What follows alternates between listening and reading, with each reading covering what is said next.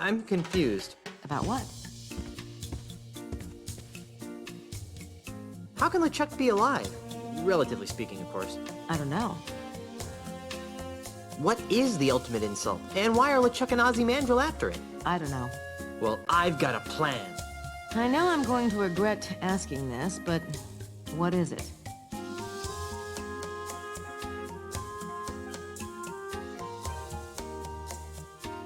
Why don't I run for governor while you try to figure out the mysteries of the ultimate insult? That's close, but I've got a better idea. I'll redouble my efforts to keep LeChuck out of the governor's mansion, which should be a lot easier now that I know he's really an evil undead demon from heck.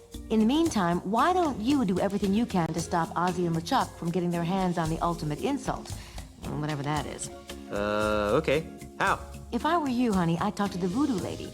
She always seems to know about these things. But... Have fun fighting the bad guy, Schnookums. So this is what it's like being a first lady.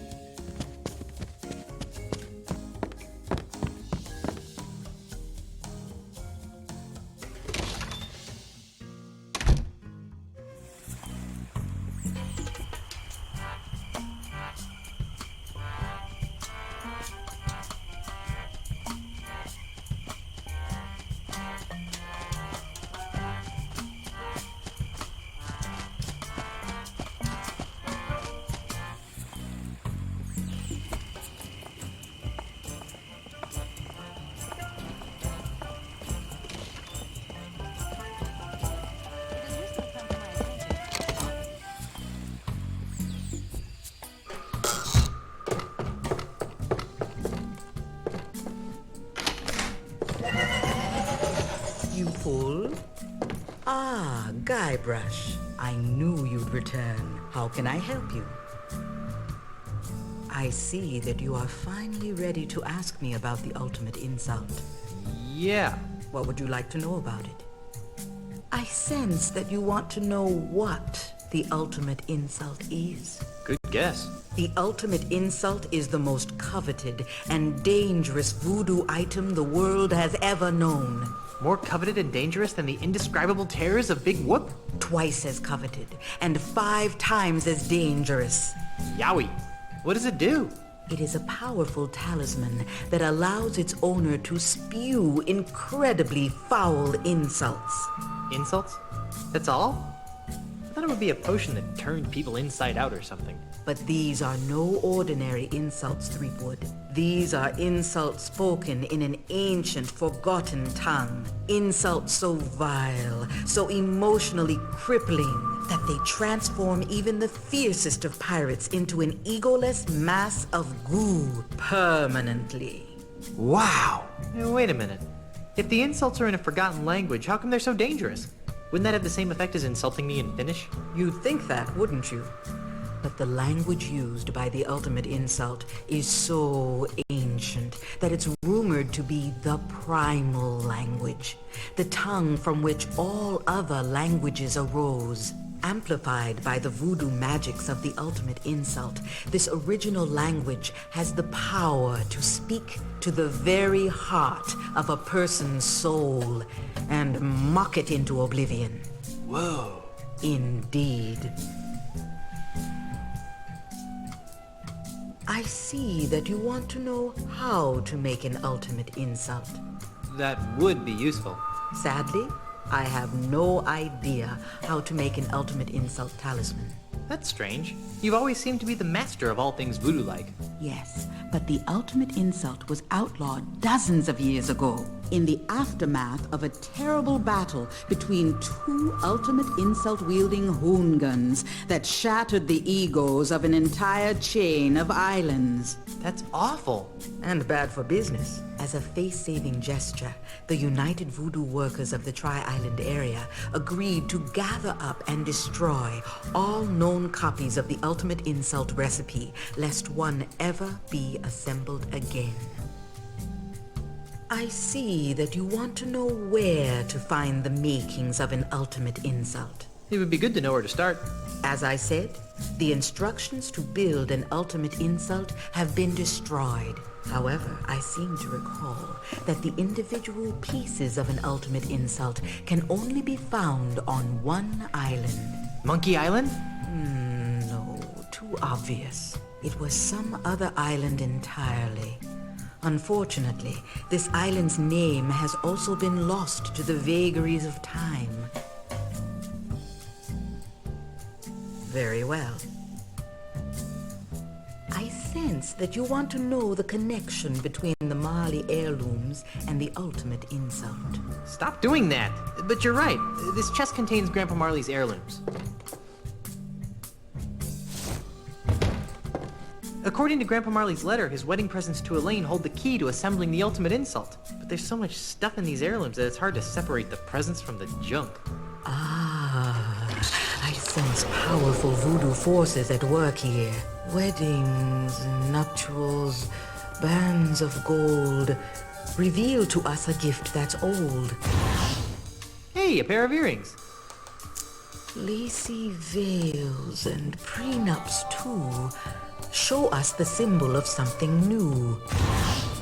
Ooh, a necklace. Bridesmaids tinged with jealous sorrow bring to light a present borrowed. A pin on a chain? What kind of present is that? One heart beats where once were two. The final gift is something blue. Oh, the final gift is something blue. Is something wrong? Yes. There should be a fourth wedding gift in here. A blue wedding gift. But my mystic senses detect nothing. Maybe it's still on Lucre Island. I don't think so. My voodoo instincts tell me it's somewhere on Melee Island. How curious.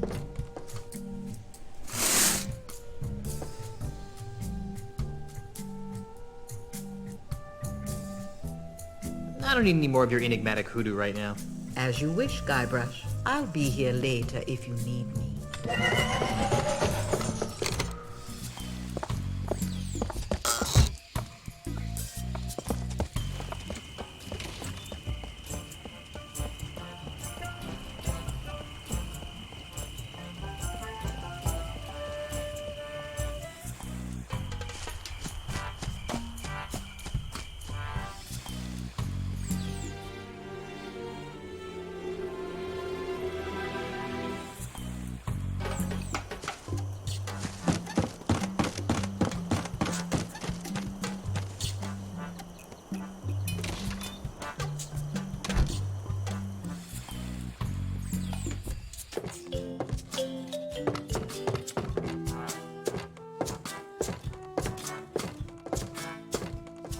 Meat hook! Guybrush, I'd heard you were killed by a giant clam.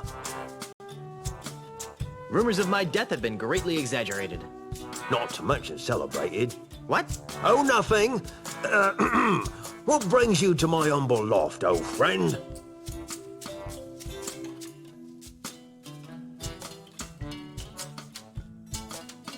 I thought we could catch up on old times. Like what? How did you and Carla and Otis? Escape from Monkey Island! Same way you did, of course. On Herman's hidden pirate ship? Herman had a ship? That jerk never told us. I guess we didn't escape the same way you did. If you didn't use Herman's ship, how did you? Escape from Monkey Island! I don't want to talk about it. Oh, come on. No. Whatever happened to your parrot? You mean the beast? Oh, he died. Hunger? Loneliness. A parrot without someone to talk to is a sad parrot. Do you still do that thing you do? I don't know what you're talking about. You know, that funny thing you do. Come on, do the funny thing you do. I still don't know what you're talking about. You know, that thing you do with the talking and the face. If you don't want to do the funny thing, just say so. What are you talking about? You know, the thing with the tattoo. Ow! You mean this? Hello, Guybrush. That's it. On second thought, I really don't have time to reminisce. Fine by me. What do you want to talk about? What's with all the candles? I use them to create me art. Your art? I didn't know you had an art. Oh, yes. As a child, I was one of the foremost watercolour painters in the Tri-Island area. See? Here are me old paintbrushes. Nice. I love painting, but after I lost me hands in the accident, I just sort of drifted into piracy. I didn't really like being a pirate, but what else could I do? I was a painter with no hands. So how did you end up painting with wax? Well, after me traumatic experience on Monkey Island, Sorry. I decided that I didn't want to be a pirate no more, and resolved to return to the world of art. Well, to make a long story short, Too late. one night I discovered that I could create paintings from the wax drippings of coloured candles impaled on me hooks. Since then, I have been known to art lovers everywhere as Meat Hook, Master of Wax. That's the silliest story I've heard in hours.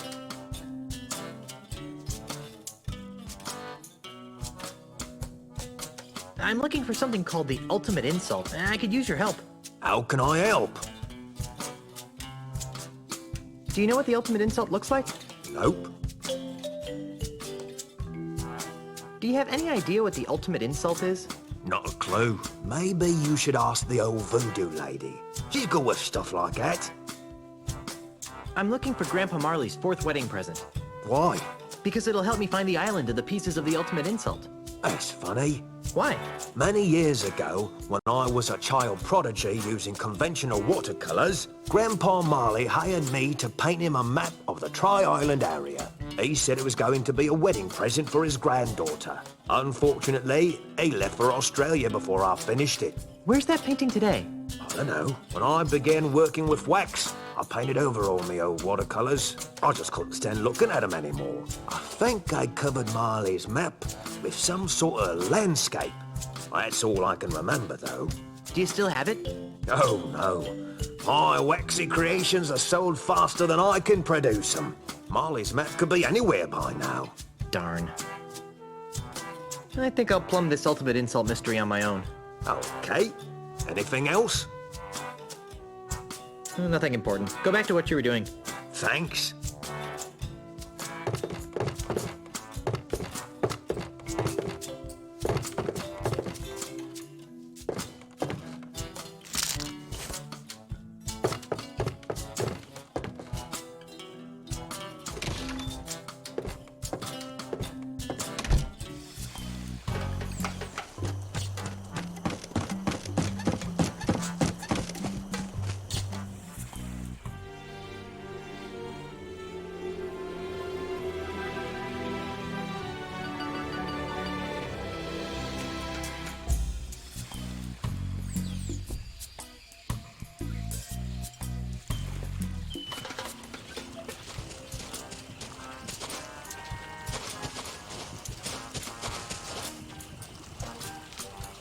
Hey, there's a quarter in here. I'm not picking that up.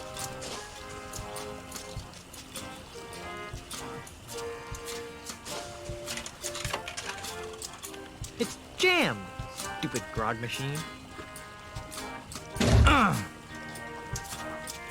Ah!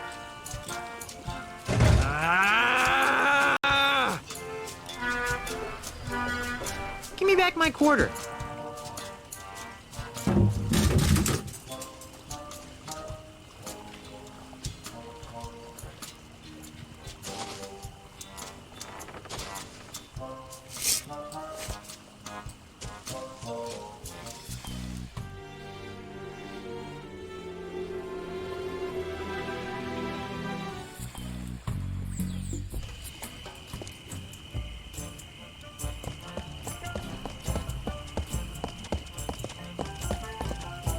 Lua bar?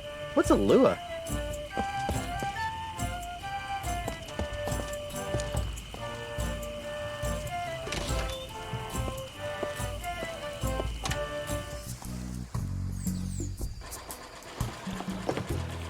write pictures of Grog. They've done something horrible to the scum bar.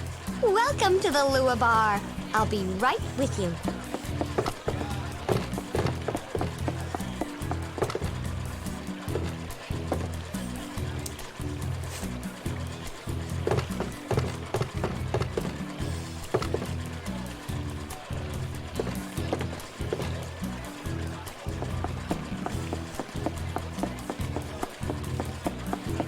Excuse me, miss.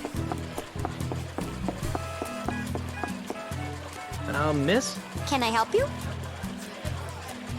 What happened to the scum bar? Oh, we're under new management now. We've done away with all the pirates, swill, and wenches. Ugh. But I liked the pirates. Ew, gross. Nobody likes real pirates anymore. That's so last week. But I liked the swill. We've replaced that old swill with family-friendly fun beverages. We have quite a selection. But I liked the wenches. I mean, they, made it so authentically piratey. Our decorators went for realism without the fright. They insisted that we replace the wenches with totems and bamboo. Drink sales are down, but we can turn the lights on again. Excuse me, I have customers waiting. Excuse me, miss. Miss? Can I help you? Can I order some food? Sure. What can I get you? Can you recommend something? Try the flaming scuttlefish. It's for people like you. I'll have that. Excellent choice, sir. We're required to say that. Your order will be up shortly.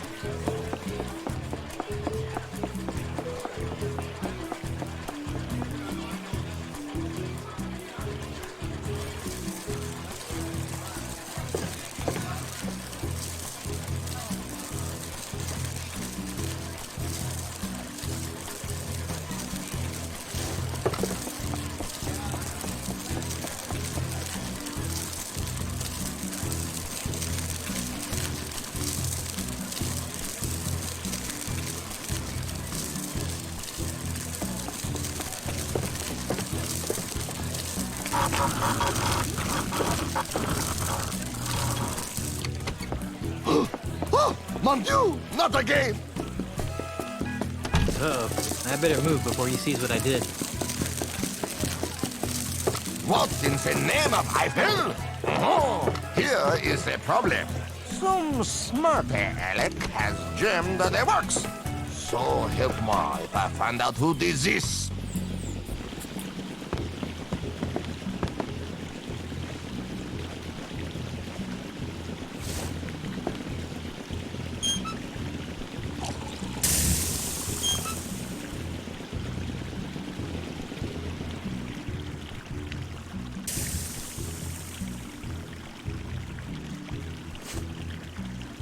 Sacre bleu!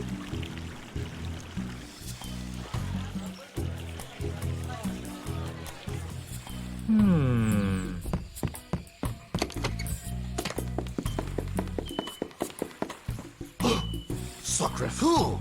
What are you doing in my kitchen? I was just looking for the bathroom. Out! Out! Out!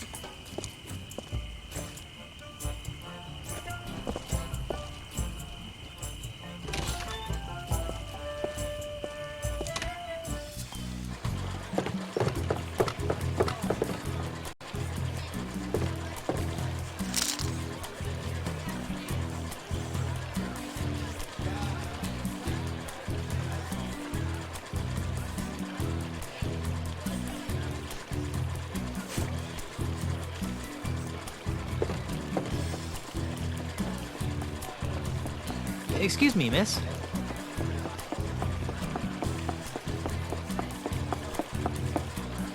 Miss? Can I help you? Can I order some food? Sure. What can I get you? Do you have anything that's cooked? Try the flaming scuttlefish. It's the only thing that isn't served raw. I'll have that.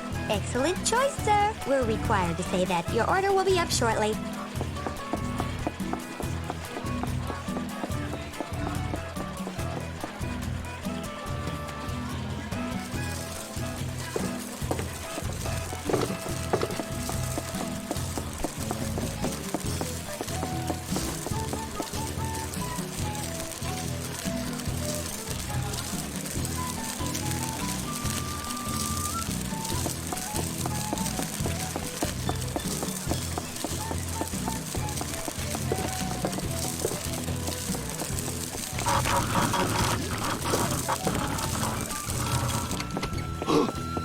Mon Dieu, not again! Uh-oh. I better move before he sees what I did. Sacre bleu! I do not understand. Why does the boat keep stopping? What are these brushes doing here?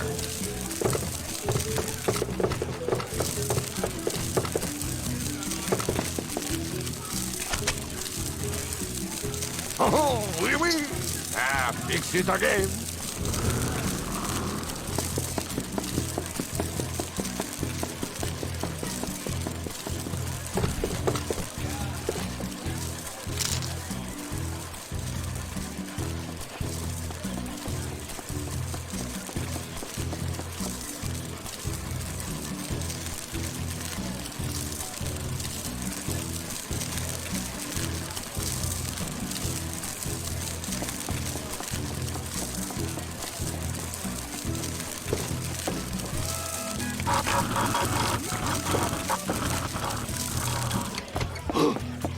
Mon Dieu, not again!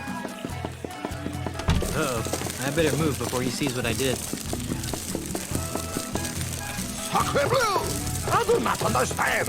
Why does the boat keep stopping? What are these brushes doing here?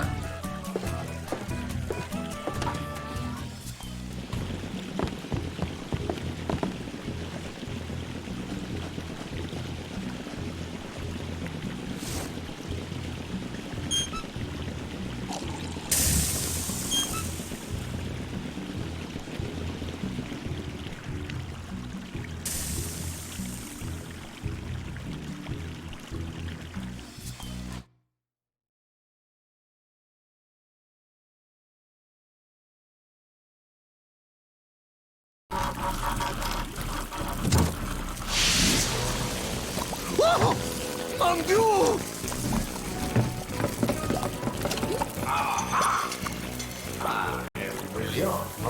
She's fixed. Oh no! My beautiful painting! She's ruined!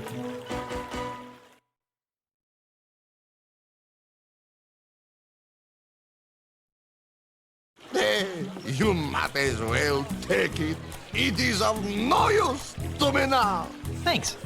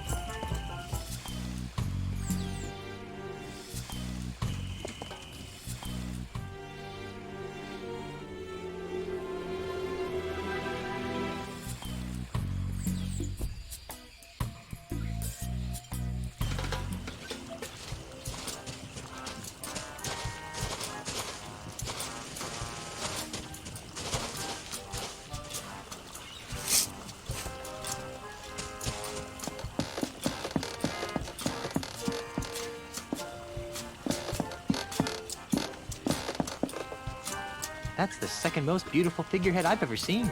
Hey, she's got pierced ears. Why would anyone put earrings on a ship's figurehead?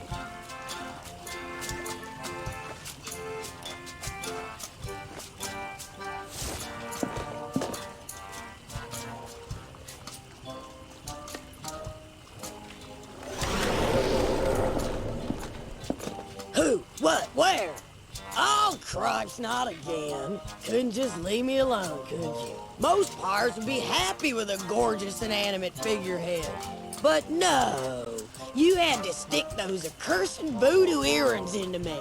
Well, here I am, an enchanted, talking, ticked-off figurehead. Am I everything you hoped for? Hey, a talking figurehead. Hey, a talking monkey! Well, actually, I'm a mighty pirate captain. Besides, there's no such thing as a talking monkey. Says you. I've been everywhere in this cesspool of a tropical paradise, and I've seen everything. Much more than some grog light swilling nobody like you. Okay. Well, I'll talk to you later. Suits me fine. Hey! Who painted me pink?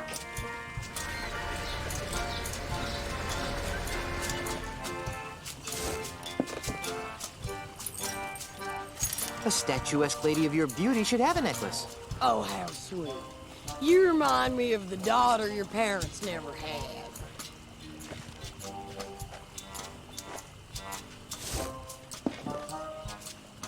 What is this compulsion you have to dress me up, you pantaloon freak?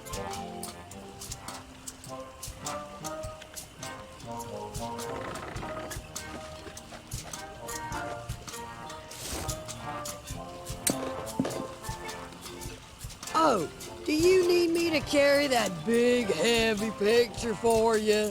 Yeah, do you mind? You know what else would look good on me? Your blood on my hands.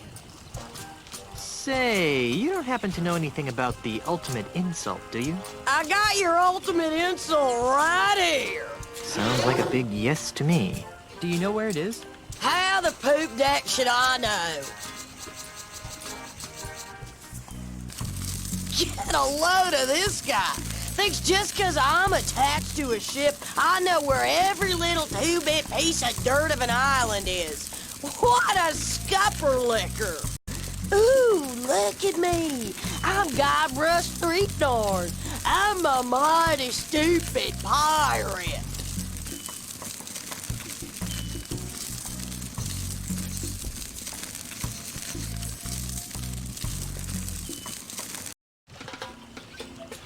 Interesting. Do you know what it looks like? I told you, you festering bucket of shark bait. I don't know anything about your supposed ultimate insult.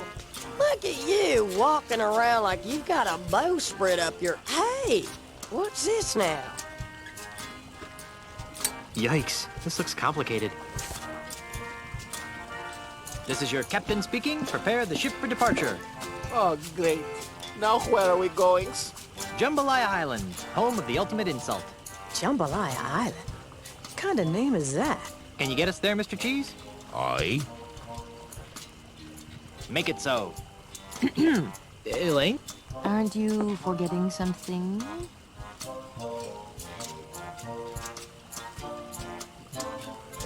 Clean underwear? Thanks. I almost forgot. You're welcome. No, you forgot to give the gubernatorial symbol back to me. Oh, yeah. Here. Well, I'm off to find the ultimate insult. Try not to get killed and/or cursed, dear. What? What? Hey, a talking monkey! Oh, ungrateful. Mr. Cheese, wouldn't it be easier to sail around that typhoon on the horizon? Where'd be the fun in that, Captain? Cry havoc, and let's slip the dogs of war! Release the Kraken! Not in the face! Not in the face! For the ship cannot stand the strain, Captain. There's no place like home. There's no place like home. This was only supposed to be a 3-hour tour. Well, that was a miserable journey. No cushy government job is worth this much grief. Welcome to Jambalaya Island, home of swashbuckling pirates and spooky voodoo curses. And tacky-themed restaurants.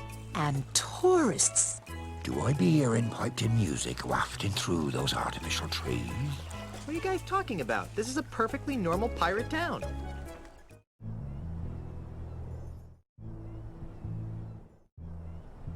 that's been completely taken over by the corporate tourist industry. Gee, Ozzy must have been really busy here. Oh, I need a drink. I've got repairs to make. I'll stay here and, guard the ship.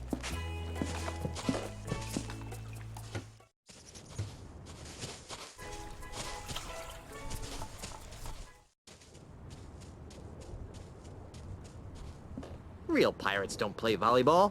Of course, the hooks and eye patches tend to keep them away from most sports that place an emphasis on inflatable balls and acute depth perception. I'm not picking that up.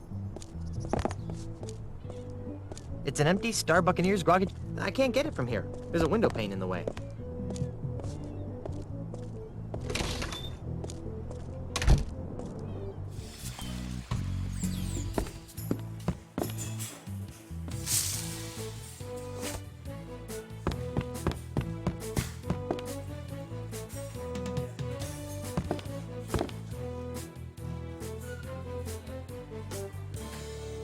I sure don't want a trendy, overpriced STARBUCCANEER'S umbrella. I've never even seen it rain in the Tri-Island area. I think she'll notice the touristy stuff mostly. Lots of coffee and a STARBUCCANEER'S logo coffee cup.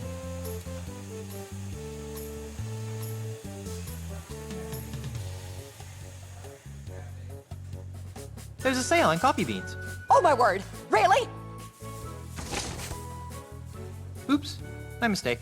You almost gave me a heart attack!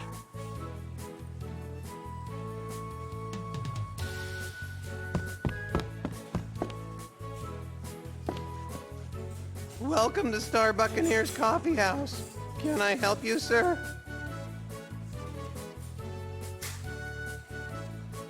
I'm a mighty pirate. Surrender your women. Very good, sir. You almost sound like a real pirate. Can I make you a coffee drink?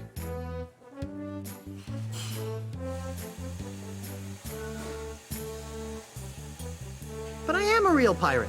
Me too. Watch this. Arg! Yikes. Pretty good, huh? I was top in my class at the Pirate Training Academy. So, pirate boy, what can I get for you? Grog me. Sorry, sir, but we don't serve straight grog here. But we do have some nice grog-flavored coffee drinks to choose from. But I want a grog. You'll have to go over to the micro-groggery for that, sir. We prefer not to compete with independent businesses.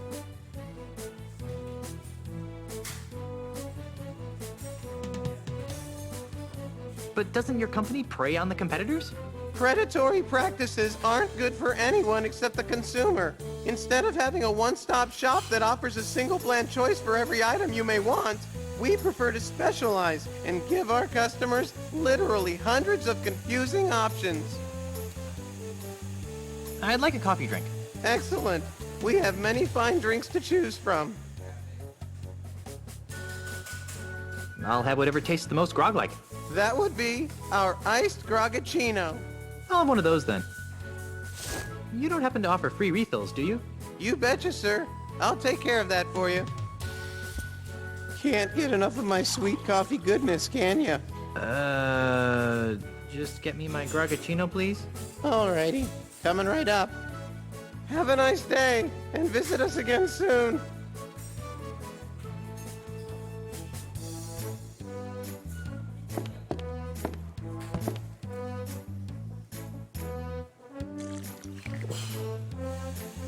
Woohoo! Talk about your eye openers. I feel like I just drank an entire coffee plantation, donkeys and all. Still offering that free refill? You betcha, sir. I'll take care of that for you. Can't get enough of my sweet coffee goodness, can ya? Just get me my grogacino, please. Alrighty. Coming right up.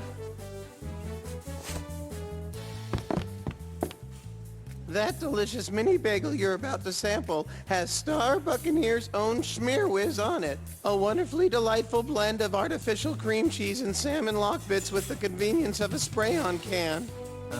Great. We're giving away free samples today as a promotion, so please help yourself.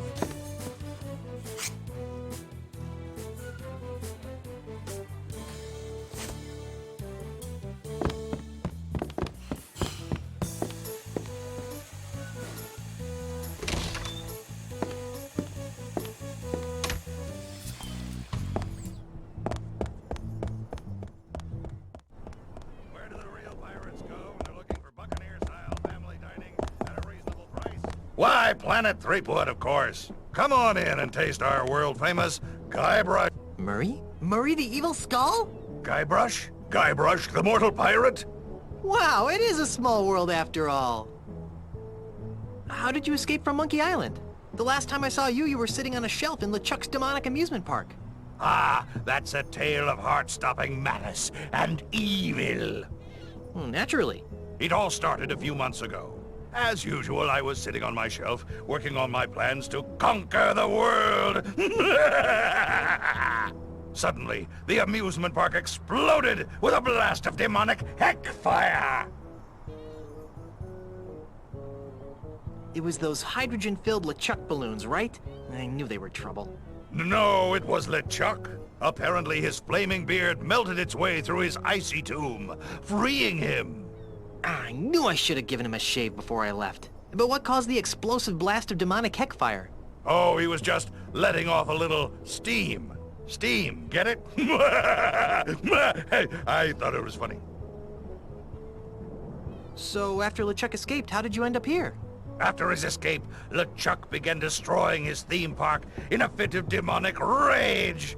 Although personally, I think he was just colossally embarrassed by the whole thing. I mean, really, what kind of a demonically evil scheme involves roller coasters and cotton candy anyway?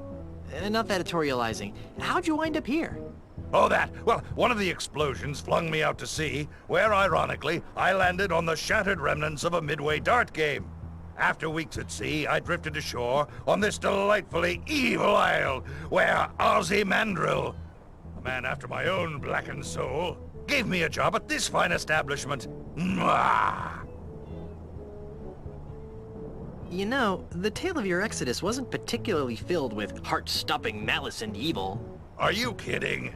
It had LeChuck, Ozzy, and yours truly. How much more evil can you get? Good point.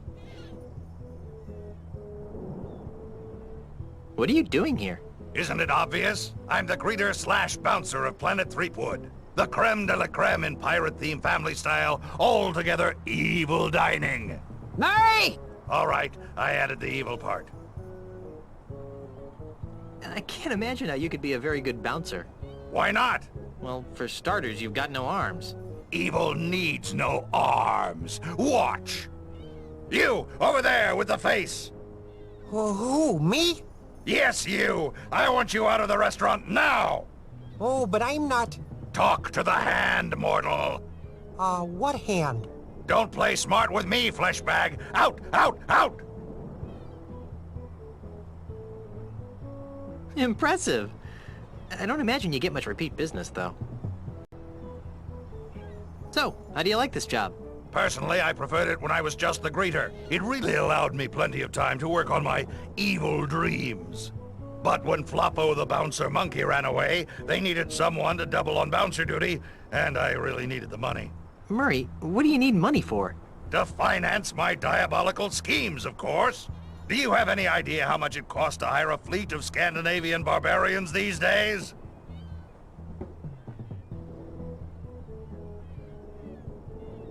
How would you like to become an integral part of a powerful voodoo talisman? Is it an evil talisman? Potentially. What's it called? The ultimate insult. The ultimate... Don't be naive, mortal. The ultimate insult is too powerful to be wielded by the likes of you. But I need a headpiece, and you'd be perfect. See? You fool! This diagram clearly indicates you need a monkey head. I am a human head. Well, I just thought... Well, think a little harder. I want no part of this ultimate insult tomfoolery. Are you sure you don't want to be a part of the ultimate insult? Absolutely not. I may be evil, but I'm not crazy. Are you sure you don't want to be a part of the ultimate insult? Absolutely not. I may be evil, but I'm not crazy.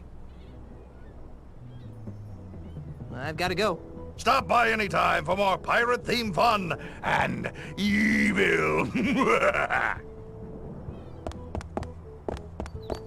Where do the real pirates go when they're looking for Buccaneer-style family dining at a reasonable price?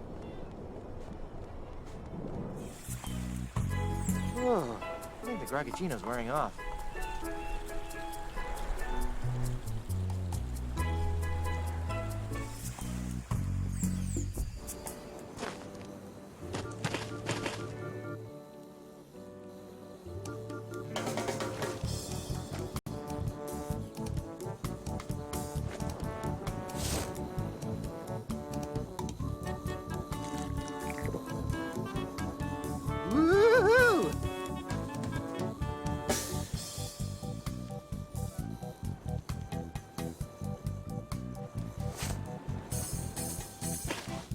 Stan? Is that you? Why, if it isn't my old friend, Bob. It's Guybrush. Of course it is, of course it is. Welcome to Stan's Real Estate Emporium, where a deal's a deal and the real estate is real. Tell me about these pamphlets. Do yourself a favor and read them. They're full of all sorts of great information about Stan's timeshares. Take one, they're free. That's the kind of guy I am, just giving things away.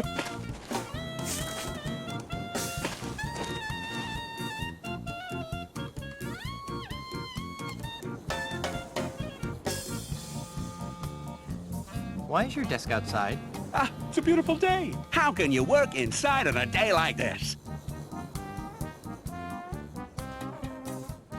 Why are you really outside? Just a small problem with the local vermin. It's the problem that's small. The vermin themselves are actually quite large. But it's nothing to worry about. It'll be taken care of right away. It's just a minor setback. What's important is that the timeshare units are, legally speaking, practically vermin-free. I thought you were selling life insurance. Turned into a dead end. Get it? Dead end. Seriously, no money in it anymore. It just dried up. Why? All my clients were dying and becoming ghosts just to collect on their policies. Oh well, gotta remain flexible, kid. Know what I mean? Timeshares are the wave of the future. You're hawking real estate now?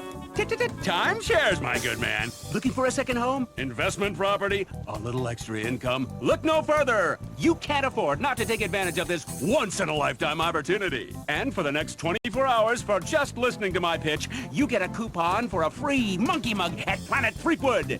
Limit one per customer while supplies last. Void where prohibited by law and in the state of Wyoming.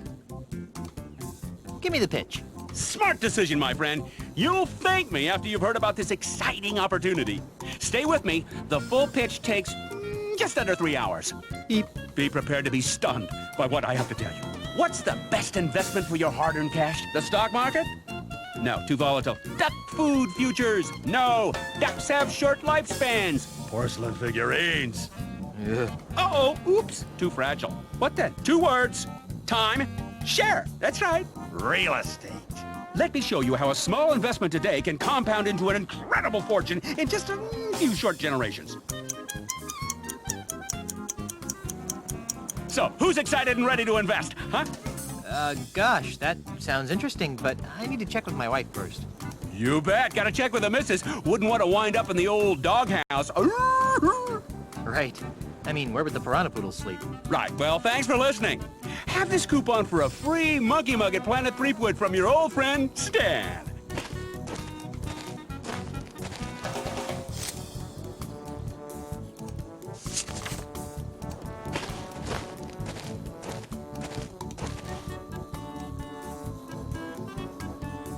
I'll just be on my way. You can't afford to wait too long. This deal won't last.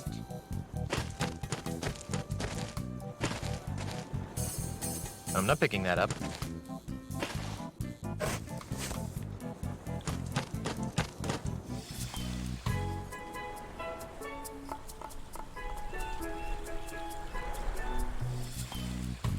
Oh, I think the Gragaccino's wearing off.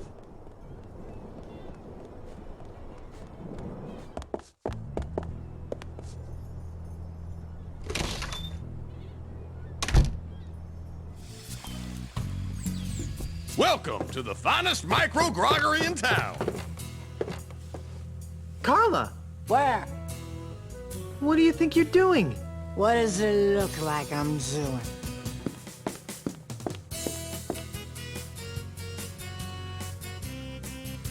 Looks like you're looking for Mr. Right, baby.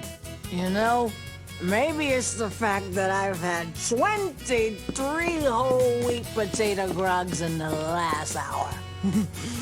It's your cue when you talk like that. Oh. Why are you getting drunk? I'm drink to forget. Forget what? I forgot. Are you trying to forget Monkey Island? That's it! I'm drinking to forget all the time I spent stranded on Monkey Island. Thanks for reminding me. Now I'll have to start drinking all over again. Sorry. Drinking isn't the answer, Carla. That depends on the question, doesn't it? Want to help me find the pieces of the ultimate insult? I'll tell you what, by gosh.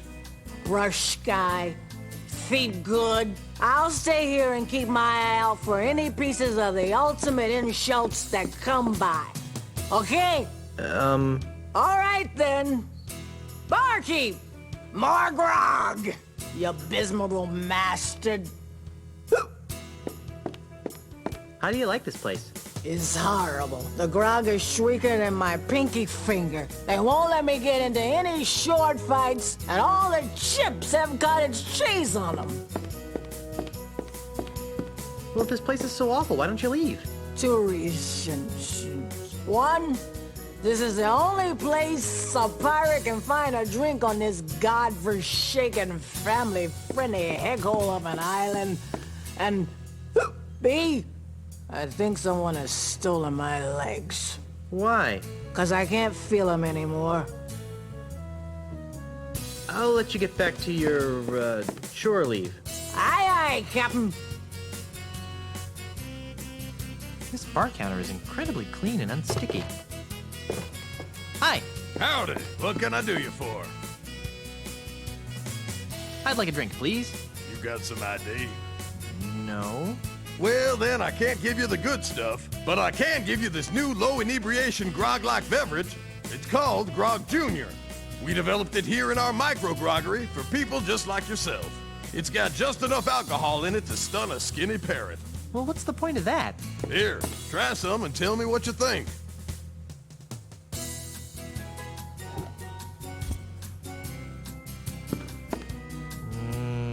Maybe later. So, how's business? It's great. This is the only place in the entire Tri-Island area that people can come and get gourmet, freshly distilled grog. People come from all over to sample our 65 different variations of grog and grog byproducts. These include Snoot Groggy Grog, Green Grog, Dangerous Dark, Siren's Urine, named for its color, not contents, and of course, our award-winning Stale Ale. Every grog we have is distilled lovingly and individually by members of the Micro Grogger family. What about just plain old-fashioned grog? What are you, some kind of unsophisticated hick?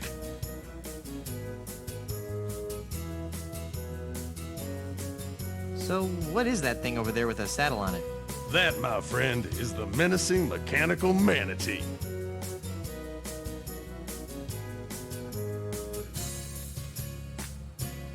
What the heck is a manatee? The manatee is a marine mammal that grazes on seagrass and other plant life in shallow waters. They are typically 9 to 10 feet long and weigh about 1,000 pounds. That doesn't sound menacing at all. Sounds more like a swimming cow. Oh? Well, you try to snatch the grass out of a manatee's mouth and see how menacing it gets.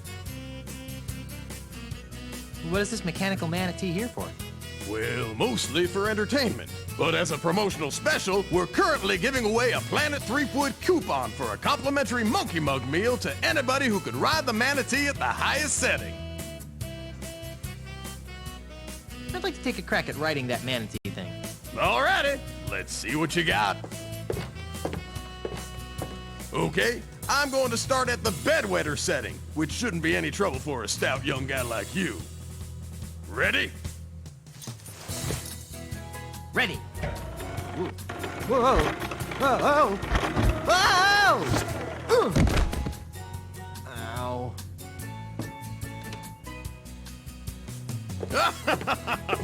Looks like the old sea cow got the best of you. Bedwetter. Careful there. Don't want to scare the customers.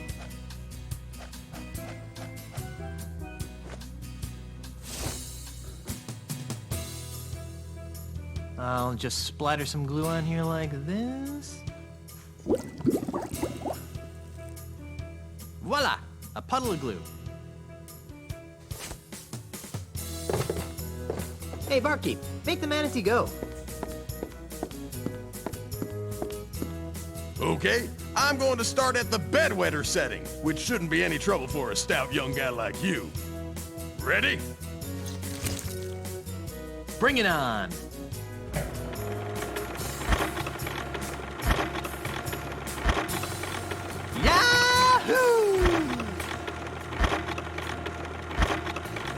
Not bad.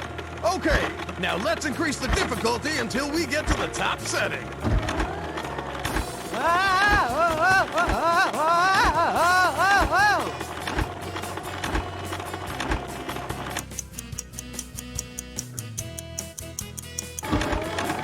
Woohoo! Round C, cowboy!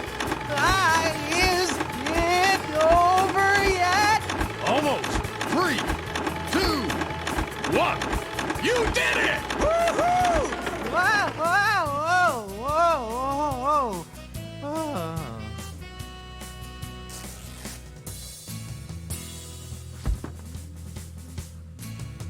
I thought we'd lose you on the grazing frenzy setting, but you made it. You've joined an elite fraternity, my friend. Not many have survived their rides on the Savage Manatee. Come on over to the bar, partner, and I'll get you your Monkey Mug meal coupon.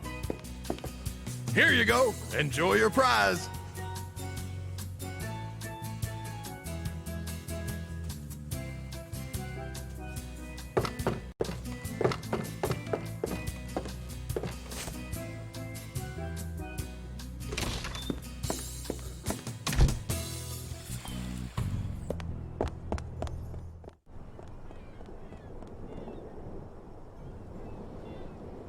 Where do the real pirates go when they're looking for Buccaneer-style family dining at a reasonable price? Why, Planet Threepwood, of course. Come on in and taste our world-famous Guybrush.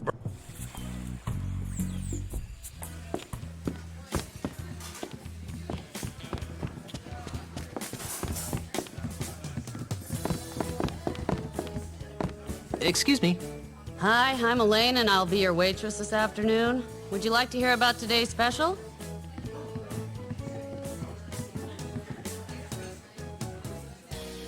What kind of place is this, anyway? This is Planet Threepwood, one of a chain of restaurants dedicated to showcasing the exploits of the Tri-Island area's most famous pirate, Guybrush Threepwood. Ah, that explains why it looks like my life has been vomited all over the walls. Excuse me?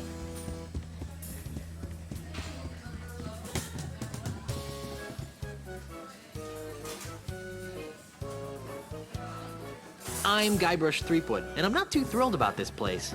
That's a good one, sir. What?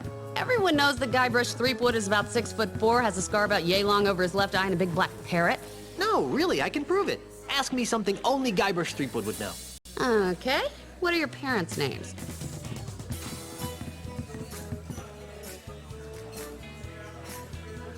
George and Gracie? Ha! Everyone knows their names were Harry and Carrie. I didn't. Then maybe you aren't really Guybrush Threepwood. I guess not.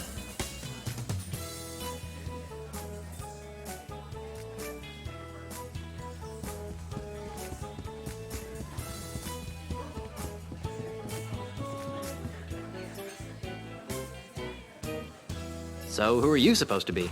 I'm Elaine Marley, the pirate princess of Malay Island. Hey, baby. You can be my Elaine anytime. What? Nothing. Whose brilliant idea was this, anyway? Planet Threepwood is a wholly owned subsidiary of Ozymandial Enterprises. I should have guessed. I'm looking for the ultimate insult. I've never heard of that. Is it on the menu? I don't think so. If it's not on the menu, then we don't make it.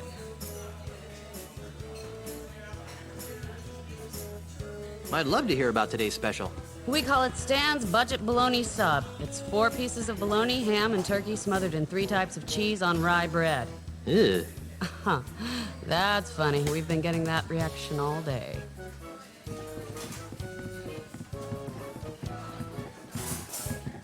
I think I'm ready to order. What'll it be? What have you got? It's all on the menu. Call me after you've read it. Gee, she's just as snippy as the real Elaine.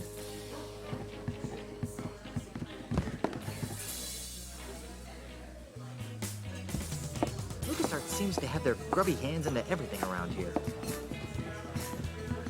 Guess they couldn't find anything else interesting when they were stealing stuff out of my closet. This coupon is redeemable at any Planet Threepwood diner and is good for 1 silver monkey mug meal. Offer expires 12/25, void where prohibited. Not valid in conjunction with any other offers or to employees or slaves of the Planet Threepwood conglomerate. Promotion subject to change, so don't bug us if it does.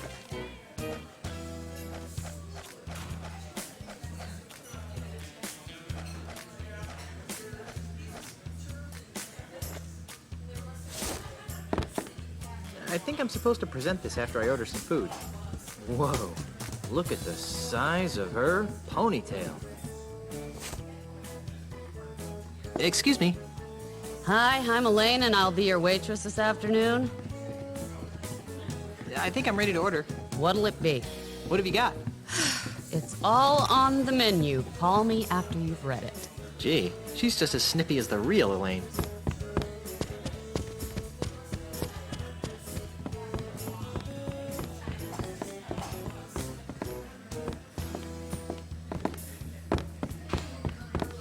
On today's menu is Swordmaster's Delight, Guybrush's Mighty Pirate Burger, Lobster LeChuck, and Elaine's Caesar Salad. Big mighty pirates like myself can't live on salads. Today's special drinks are Largo's Lemonade and Fat Fizz. Excuse me. Hi, I'm Elaine, and I'll be your waitress this afternoon. I think I'm ready to order. What'll it be? Guybrush's Mighty Pirate Burger sounds good. I thought it might. And to drink?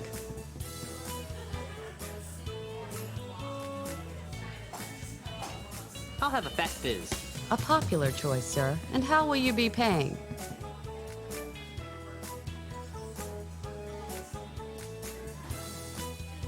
Check out this Mega Monkey meal ticket.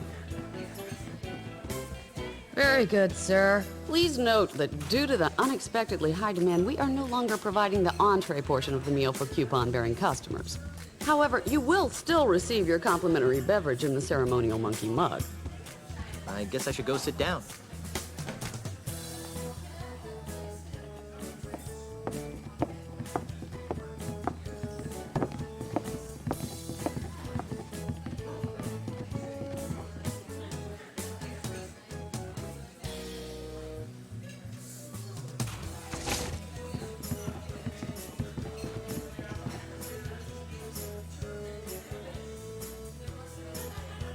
I don't think he'd like that. Hey, hey! That complimentary monkey mug meal doesn't come with a complimentary monkey mug. I wasn't gonna keep it, really.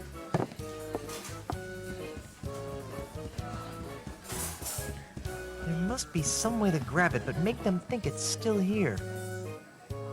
Excuse me.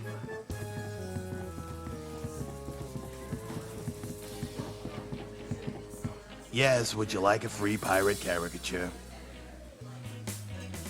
Free pirate caricature? Yes, to help promote the zany, swashbuckling atmosphere of Planet Threepwood. Ozymandias Enterprises has hired me, Christopher Kilometer, to render free pirate-themed caricatures of our guests. Would you like one? Sure, why not? Wonderful. Just a moment.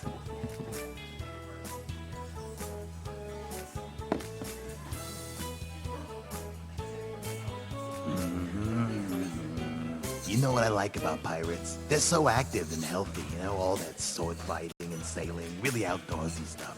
What's your favorite pirate activity?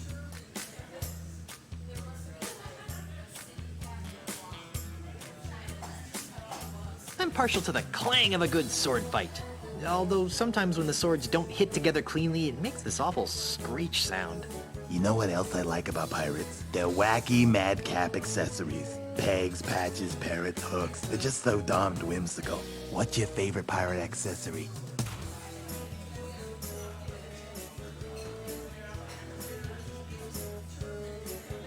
Nothing makes a bold fashion statement like a pirate with a parrot on his shoulder.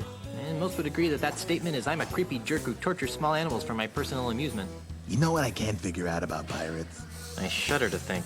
What do they do in their spare time? They can't spend their entire lives fighting, sailing, and wenching, can they? I guess not. Of course not. So, what do you think pirates do in their off hours?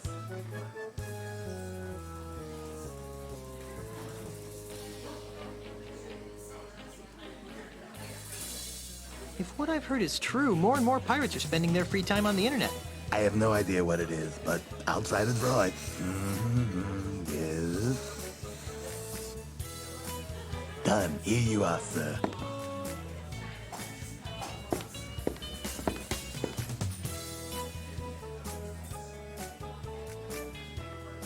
Thank you for your patronage, and enjoy your visit to the happiest island on Earth. Thanks.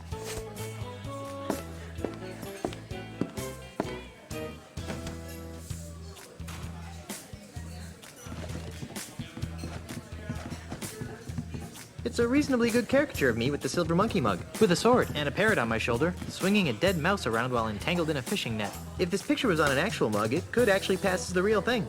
If it was dark, and the person looking was stupid. And I ripped my face out of the picture first. Now I can stick this on something. I don't think that would help anything. Gee, this might actually pass as the real thing.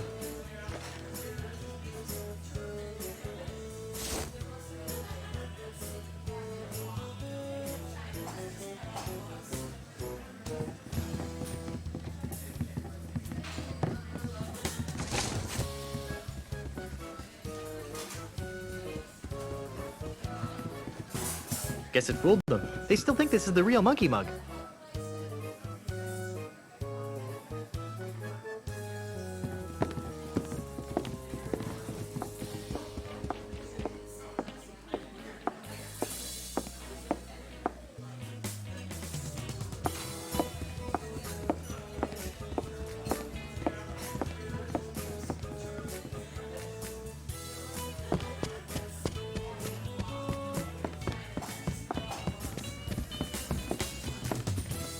Pardon me.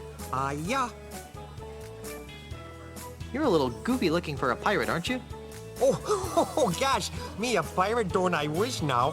Pirates are the coolest. I'm a vacationing pet shop clerk, don't you know? Aren't you afraid of encountering real pirates? Oh, nah. Everyone knows that Ozymandias swept the island clean of those real scary pirates. Well, thanks to him, I can indulge my passion for pirate memorabilia, if you must know. Without the hassle of dealing with actual pirates. What would you say if I told you you were looking at a real pirate right now? Oh, get out of here right now. Real pirates have scars and parrots and peg legs, stuff like that. You look more like one of those squeaky clean pirate performers that Mandrill's hired to entertain the tourists.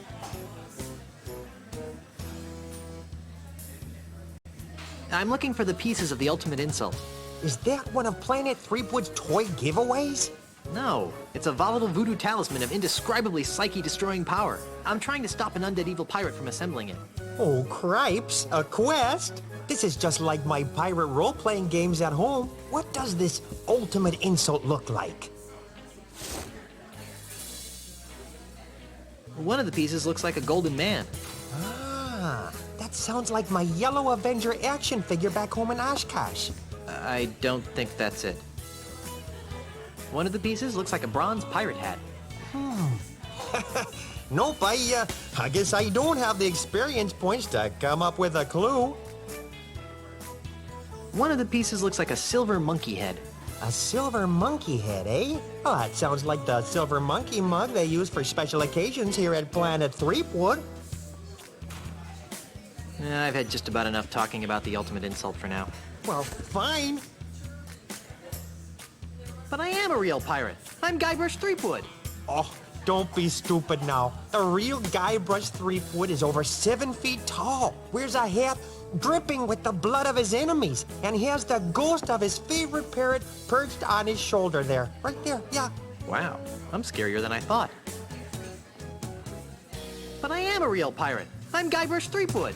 Oh, don't be stupid now. The real Guybrush Threepwood is over 7 feet tall, wears a hat dripping with the blood of his enemies, and he has the ghost of his favorite parrot perched on his shoulder there. Right there, yeah. Wow, I'm scarier than I thought.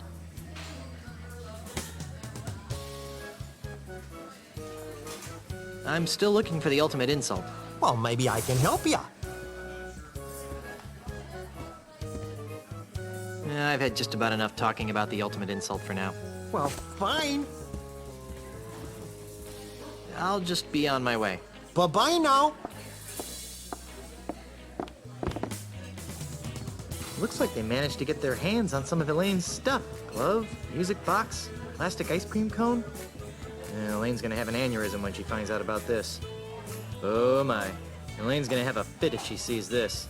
They made her look fat.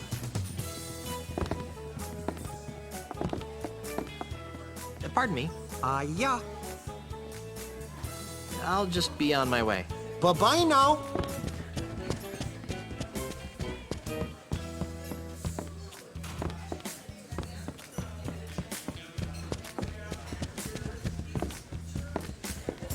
Pardon me.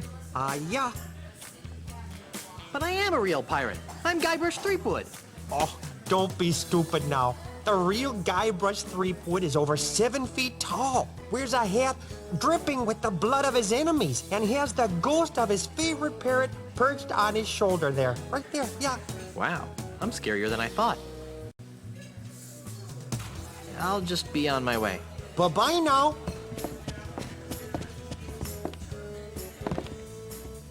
Excuse me. You already got a caricature. Don't be greedy.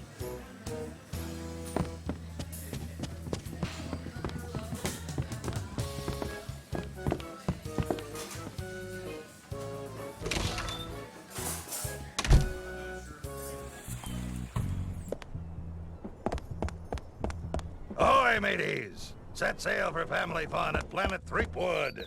See souvenirs of Guybrush Threepwood's most famous escapades.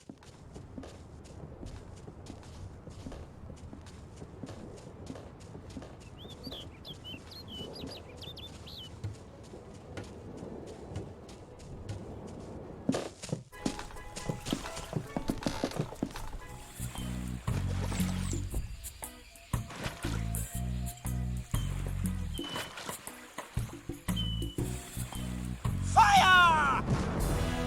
Aye! Get over here!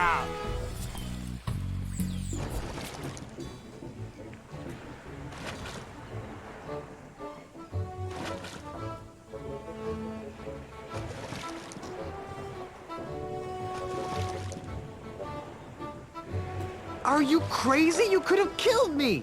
Crazy? I'm not the one flagrantly violating the rules and regulations of nothing at all. Huh? What's your name, sailor? Guybrush Threepwood, sir. Now, Mr. Threepwood, what is your business on nothing at all?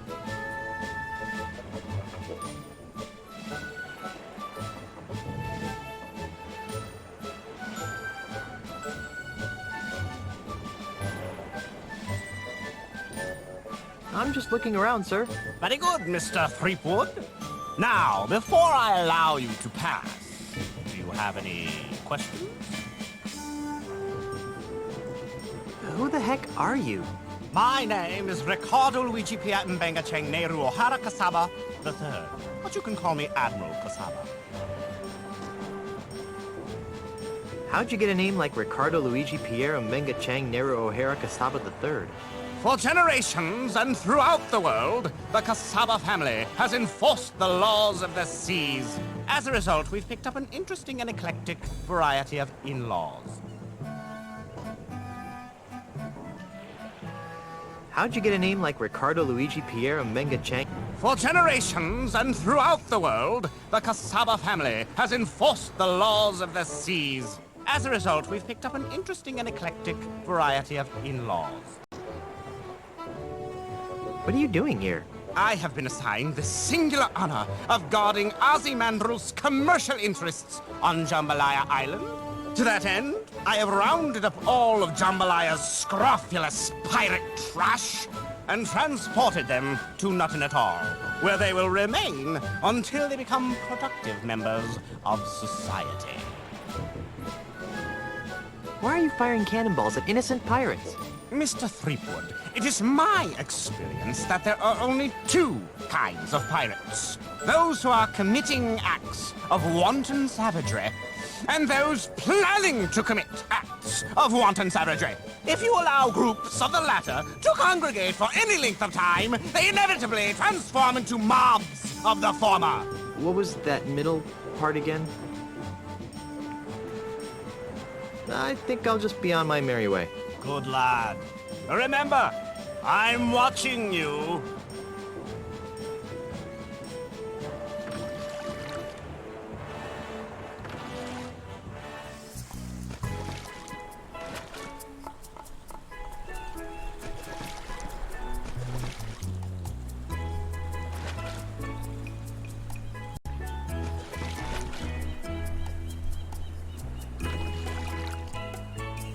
It's a beach littered with boulders.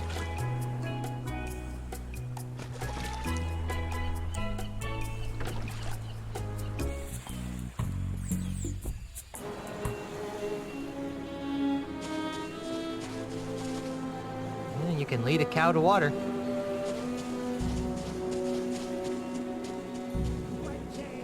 Well, yes, but I think we need to rationalize. More wenches! Who are you? I be Hellbeard, the unrepentant, the scourge of the seven seas. Hellbeard. I think I've heard of you. Of course you've heard of me. I'm the nastiest pirate in the world.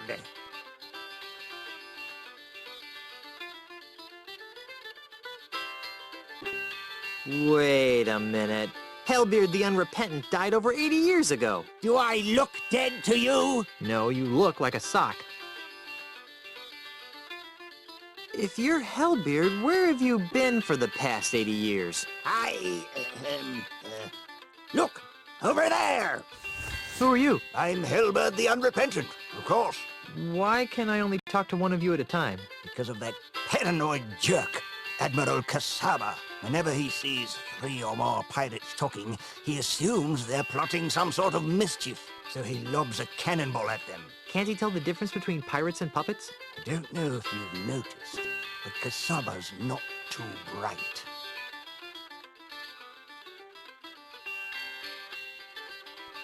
Can I talk to your puppeteer? I'd rather you didn't. We're trying to protect him. I thought the other puppet was Hellbeard. He'd like to think that. Do you know anything about the ultimate insult? If only I didn't.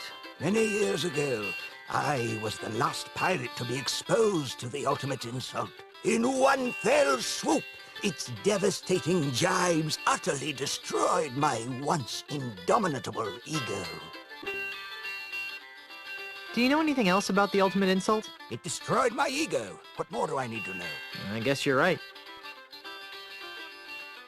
You're remarkably level-headed for a guy named Hellbeard. 80 years of living under the influence of the ultimate insult will do that.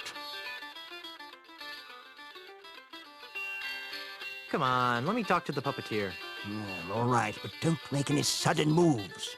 I'll be as gentle as a baby dolphin. You must be Hellbeard. If you say so, sir.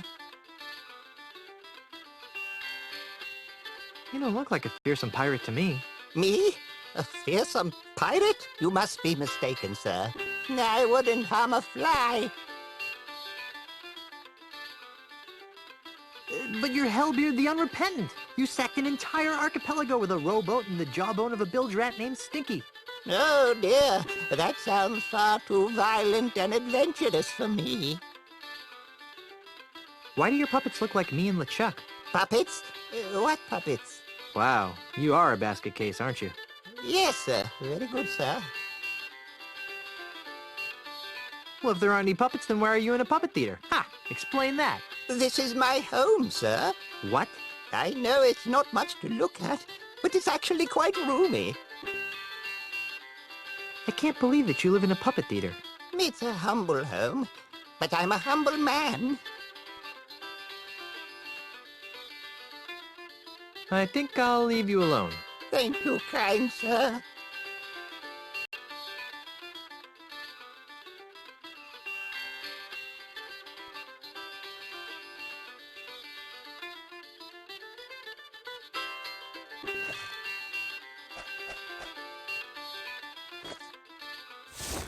sleep. No. You're forgetting the importance of rum. I see what you're saying, but let's try to focus on you again. Can I talk to your puppeteer? Puppeteer? Hellbeard, the unrepentant, is no man's puppet! Arr! Come on, let me talk to the puppeteer. Talk to the hand, you nosy scupper-scraper. Come on, let me talk to the puppeteer. Talk to the hand, you nosy scupper-scraper. Can I talk to the other puppet? Puppet? There be no puppets here, boy. There'll be only the unrelenting terror of Hellbeard. Arr! Seriously, where's the other puppet? Get this through your lice-infested skull, cabin boy. There be no puppets. There be only Hellbeard. If you're Hellbeard, where have you been for the past 80 years? Look, over there.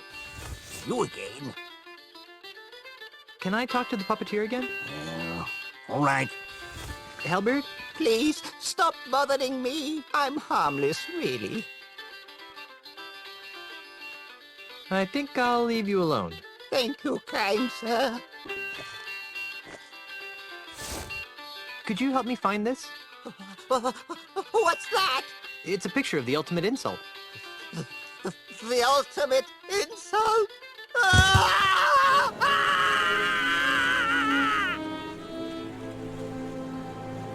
Hey, you forgot your puppets! Gee, guess that was just the kind of breakthrough he needed to mend his shattered psyche.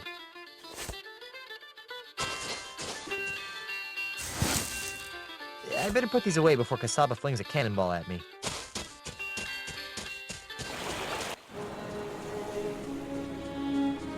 Wall drug, 7,921 kilometers.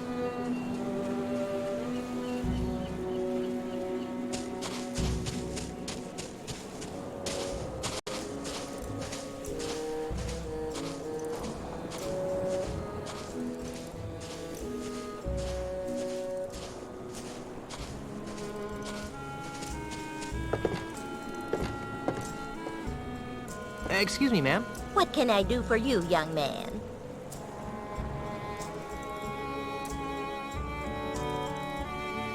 This is kind of a strange place for a school. This isn't your average school, dearie. This is the Ozymandial Pirate Transmogrification Center. Transmogrification? Transmogrification. We take barbaric, foul-smelling pirates, like yourself, and transform them into prim, productive, and polite members of the emerging consumer-based economy. That's the most nefariously evil thing I've ever heard. Oh, now, sweetie. Don't knock it till you've tried it. I'm tired of being a slimy pirate. Sign me up. Wonderful. Just go in and take a seat, and you'll soon be on your way to a brighter tomorrow. Good afternoon, class. My name is Miss Rivers, and I'd like to welcome you to Ozymandial's Pirate Transmogrification Academy, a wholly owned subsidiary of Ozymandial Enterprises. Just by walking in that door, you've already taken a courageous first step in a journey that will transform you from swashbuckling pirates into healthy, normal, and most of all, productive members of society. And why have you made this step? Because we don't have a choice. No, dear. You've come here because you're scum-sucking pirates who deserve to be dragged into the street and shot like the dogs you are! Yikes. Now then, for the next few hours, we'll be breaking down your antisocial pirate defense mechanisms and replacing them with more acceptable, marketable behavioral traits. This could take a while. Why don't you come back later? First, let's have a frank talk about pillaging. And that's why keel hauling is bad. Very nice, Yang. Now, class, let's move along to your final exam. 3 questions that will account for 90% of your grade. That doesn't seem fair. Don't get smart with me, Sonny. Sorry, ma'am. Let's begin. Yanya? Yes, ma'am. A scruffy-looking stranger offers you a grog. What's your response? I politely but firmly decline his offer. Okay. Now then, Guybrush. Yes, Miss Rivers? A stranger approaches you and asks for the time. How do you respond?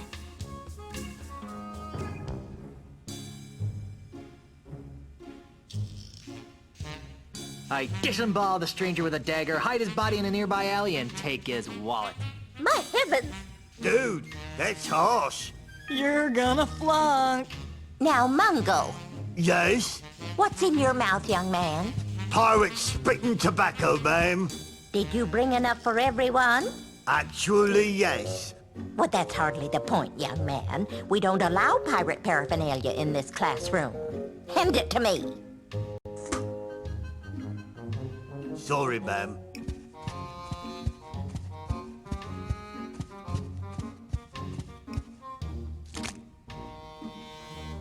Now then, Mungo.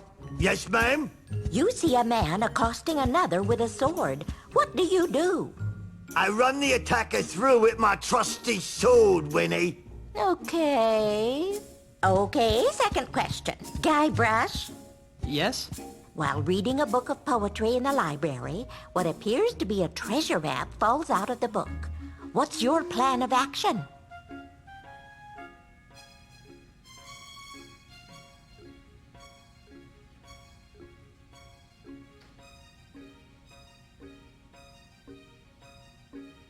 I hunt down and kill everyone who's ever checked out the book. Then, after I kill their families, their friends, and their pets, I seek out the treasure. Arr! Jumpin' Jehoshaphat! Ooh, you're gonna get it. Miss Rivers, Guybrush is scaring me. Mungo? Yes'm? After drinking too much grog, a friend of 20 years teases you about your haircut. What is your reaction? I make a joke about the expanding size of his grog belly. Interesting. And Yanya? Yes, Miss Rivers? A member of the opposite sex rebuffs your advances. How do you cope? I chalk it up as a learning experience and move on. Interesting. Alrighty then, now for the third and final question. Mungo? Yes, ma'am? Your captain has plotted a course directly through the heart of the Devil's Triangle. How do you react? I inform the captain of my misgivings and hope he listens. I see. Now, Yanya. Yes, ma'am. Your tofu burger is delivered medium well, despite your explicit request for medium rare. How do you react? I grudgingly eat the burger while hoping the service improves during my next visit. And finally, Mr. Threepwood. Yes? While delivering Christmas toys to orphans on a nearby island, you notice a passing ship that's obviously taken on too much cargo. What do you do?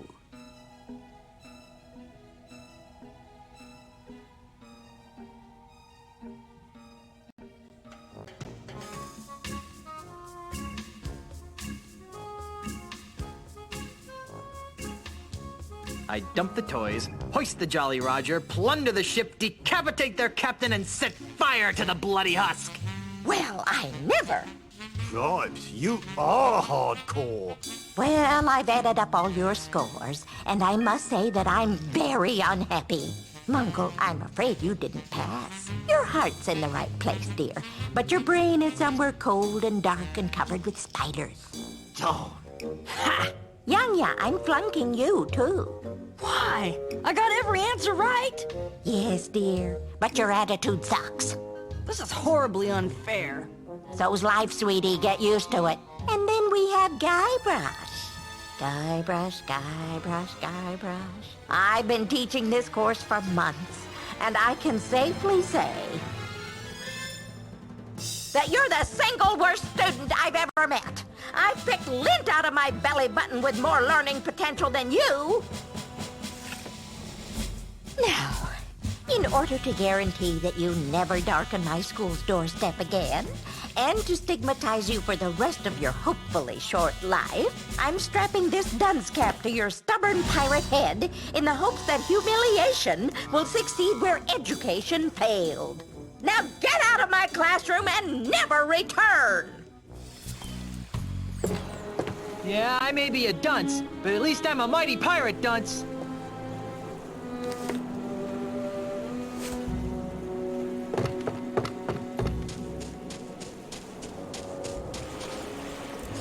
Never try this at home, boys and girls. False fire alarms cost lives. Ah! Fire! Everyone run for your lives!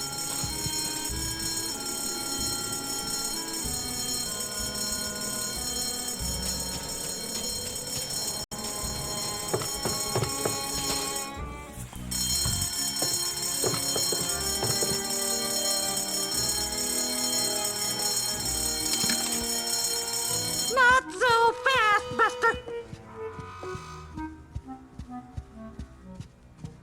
Thought you could pull a fast one on me, huh? Get out! Now I remember why I dropped out of school.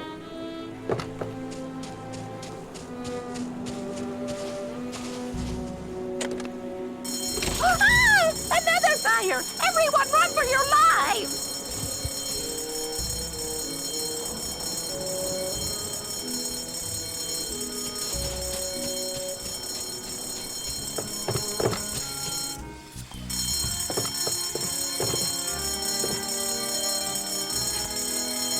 Gotcha!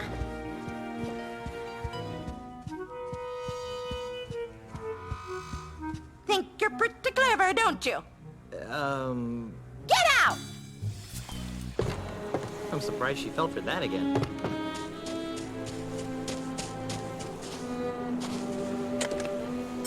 Ah! Another fire! Everyone run for your lives!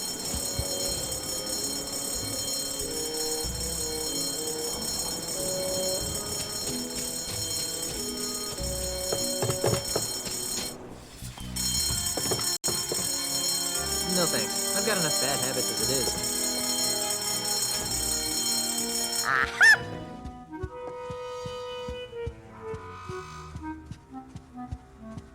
Think you're pretty clever, don't you? Get out! It's a good thing that Miss Rivers' short-term memory seems to be on the fritz.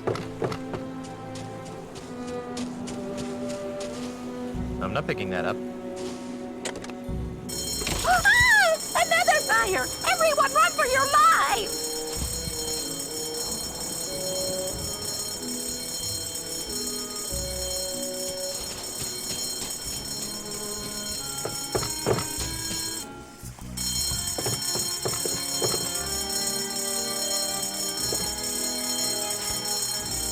Gotcha!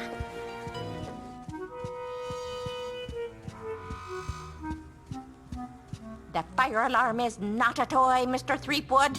Get out! I wonder how many times I can get away with this.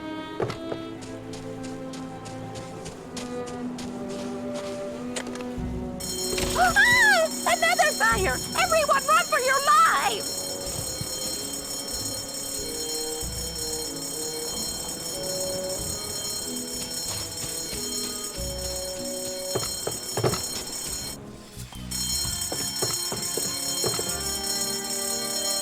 No thanks. I've got enough bad habits as it is.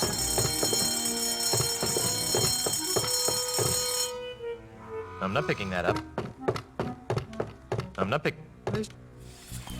Aha! Yikes!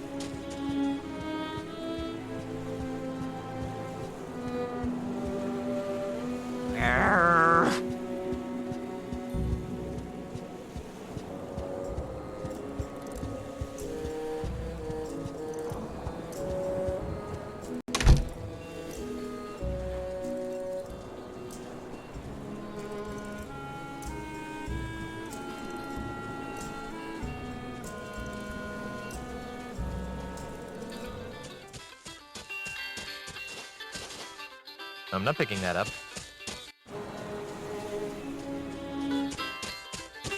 I'm not picking that up.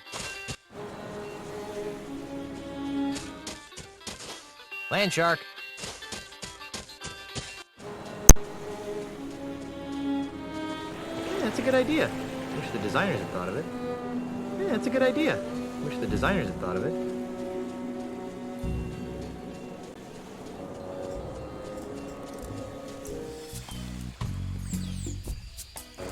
So that's when I sliced open his pancreas. Hi there. You idiot!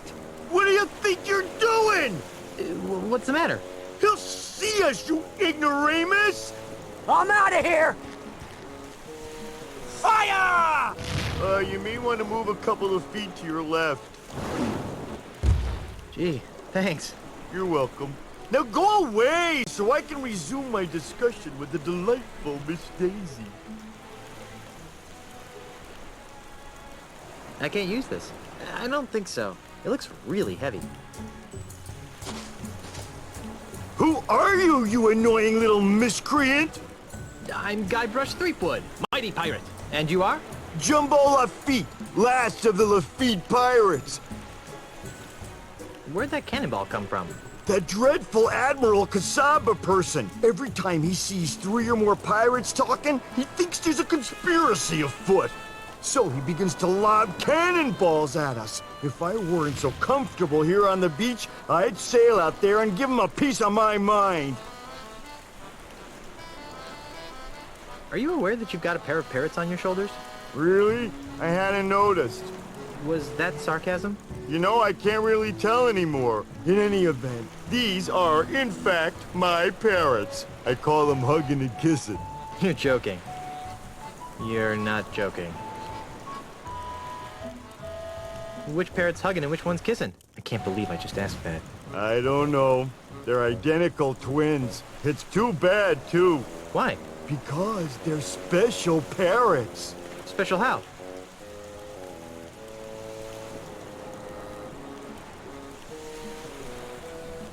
Do they fire pistols with their beaks? Of course not. But they are cursed with powerful voodoo magic. How so? One of them always tells the truth. The other one always lies. Isn't that right, fellas? Yes. No.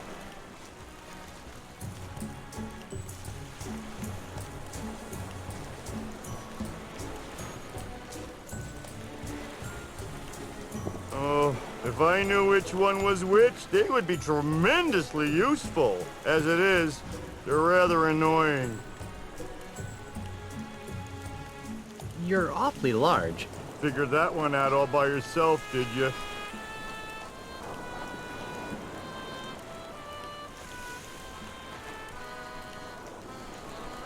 I'm looking for the pieces of the ultimate insult.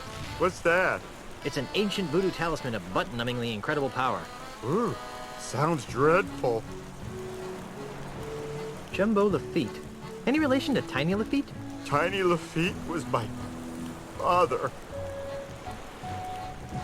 I'd like to talk some more about your father. Okay.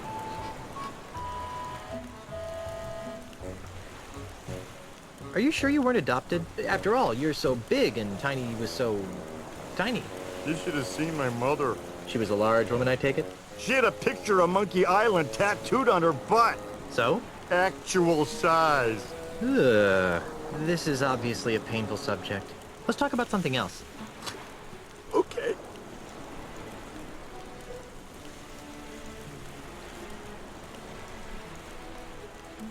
Don't get up. I'll see myself out. Goodbye, little pirate.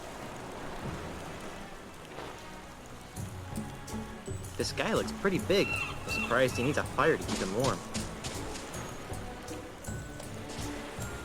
Holy jumping monkeys, that's a lot of boulders.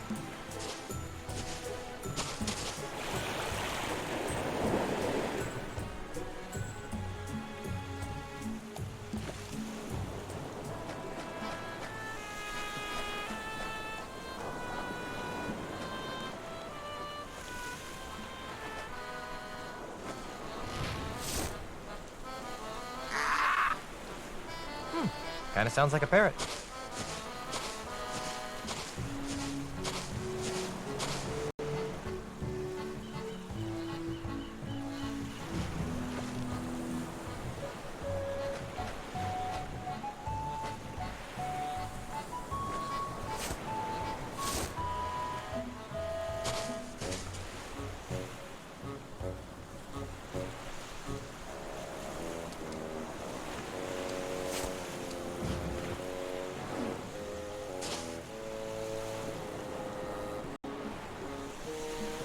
2 plus 2? 3. That must have been the lying parrot.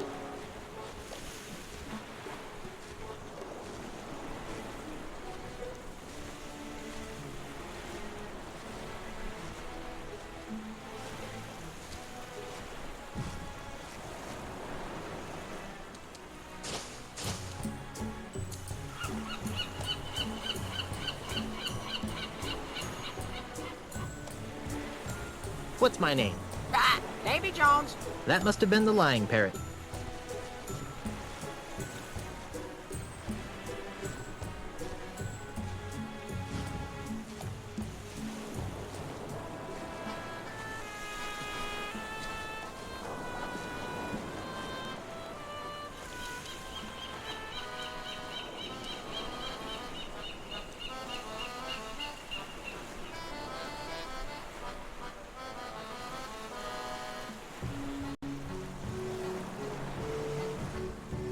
LeChuck sucks.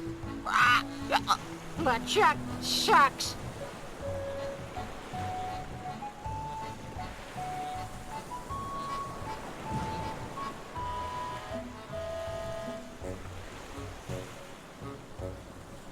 Pretty Polly. Pretty Polly. Who's your daddy? Jumbo the Fleet. That must have been the truth-telling parrot.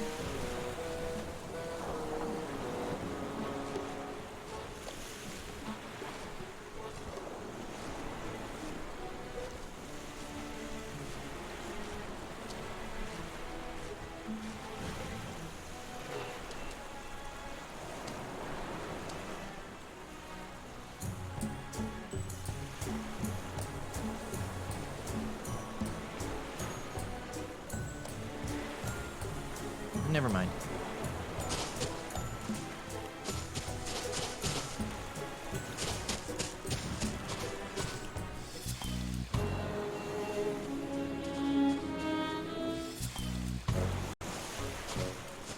I'm out of here!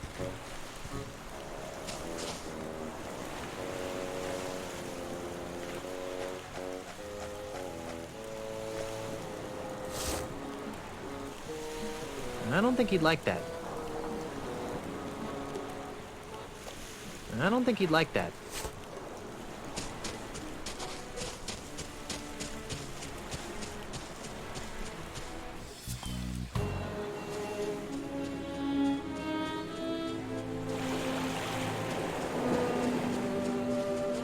It's the boat I brought.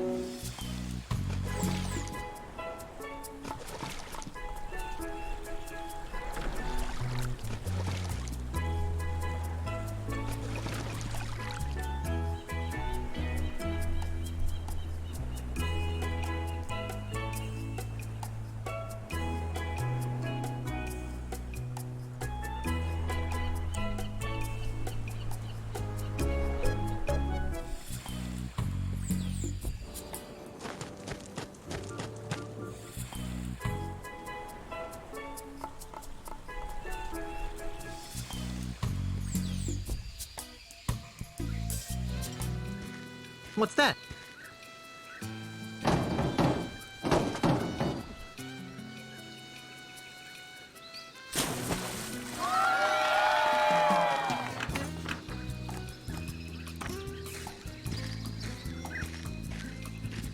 Whoa.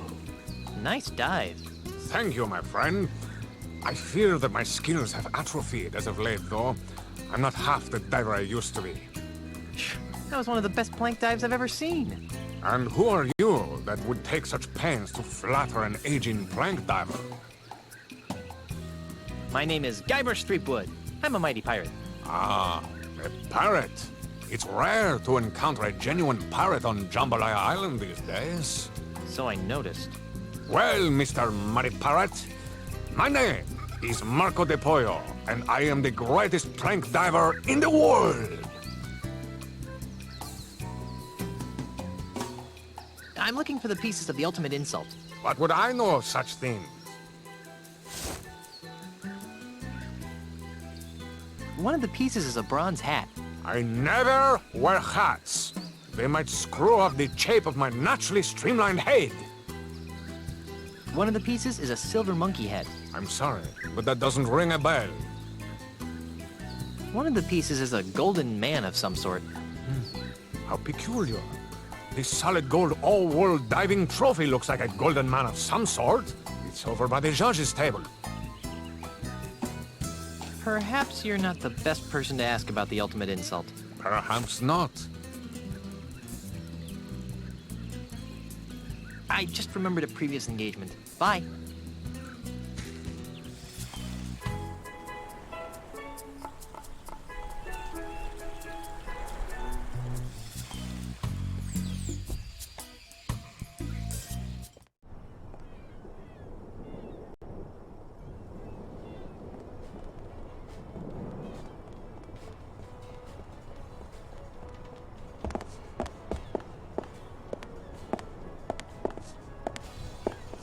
Pardon me. Yes? What kind of a pirate are you? A pirate? Moi? Heaven forbid, old bean. I'm just a humble tourist.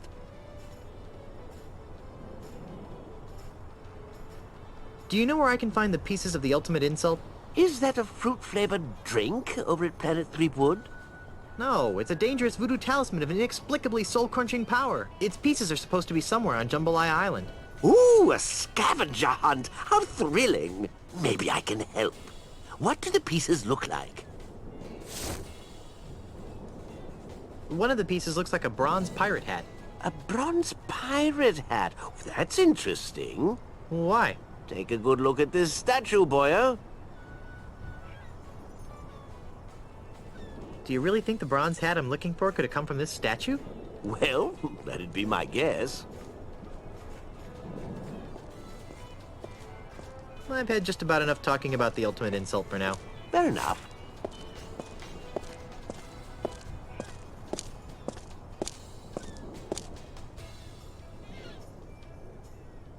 Sorry to bother you. No bother at all, old bean.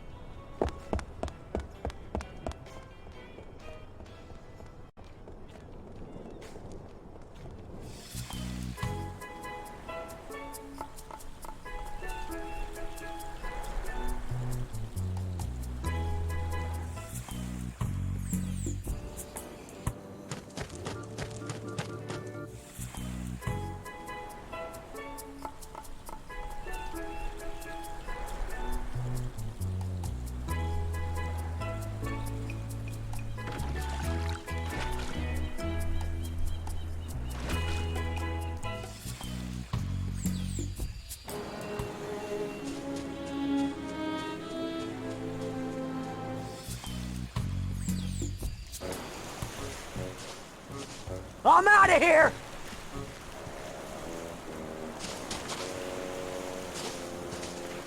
I'm back. Imagine my delight. I'd like to talk some more about your father. Okay. This is obviously a painful subject. Let's talk about something else. Okay. Don't get up. I'll see myself out. Goodbye, little pirate.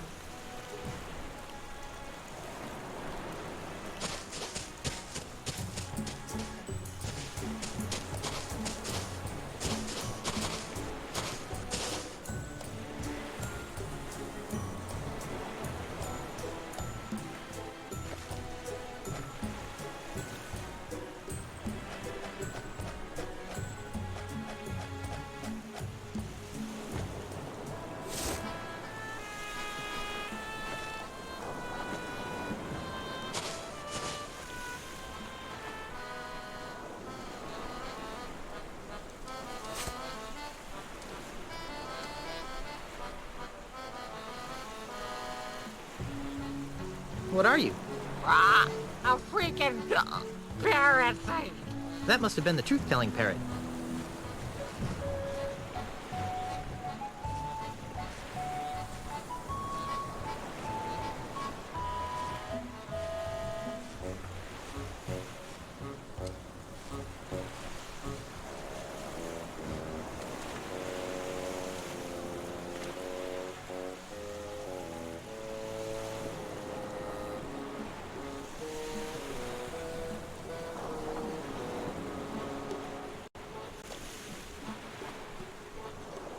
Never mind.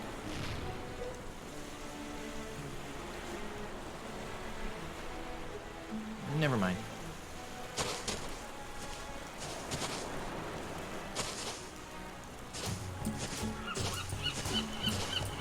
I'm back.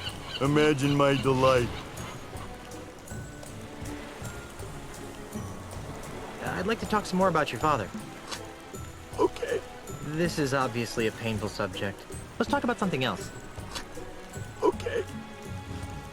Don't get up. I'll see myself out. Goodbye, little pirate.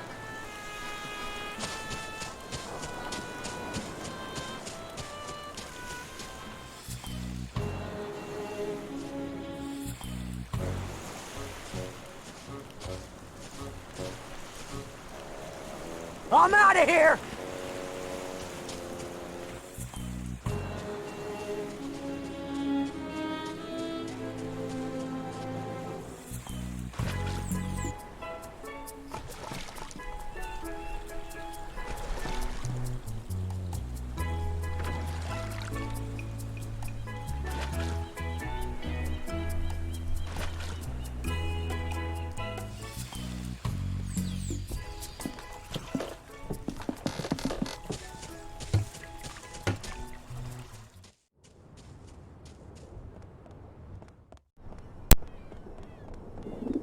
Where do the real pirates go when they're looking for Buccaneer-style family dining at a reasonable price? Why, Planet Threepwood, of course. Come on. What a jolly-looking statue. But it looks like someone's taken a crowbar to its head.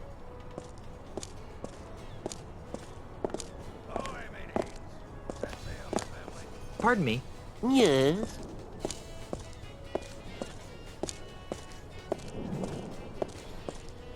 You're pretty brave for a tourist. Most tourists would steer clear of pirate-infested islands.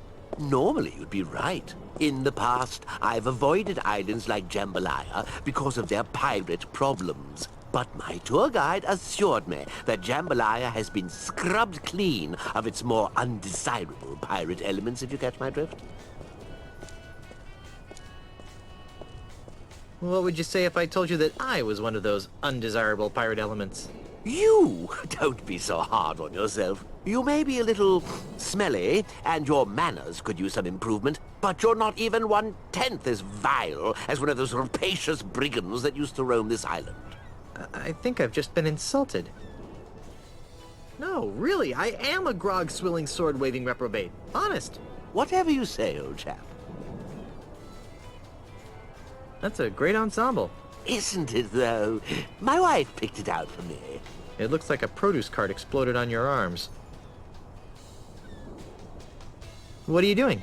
I'm admiring the craftsmanship of this statue of Jambalaya's most famous pirate, Tiny Lafitte.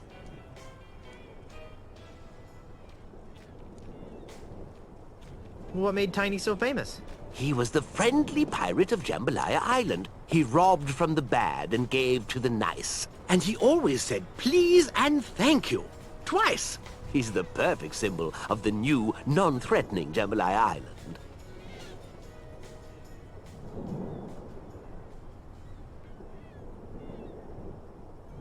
Was there really a Tiny Lafitte, or was he dreamed up by someone's marketing department?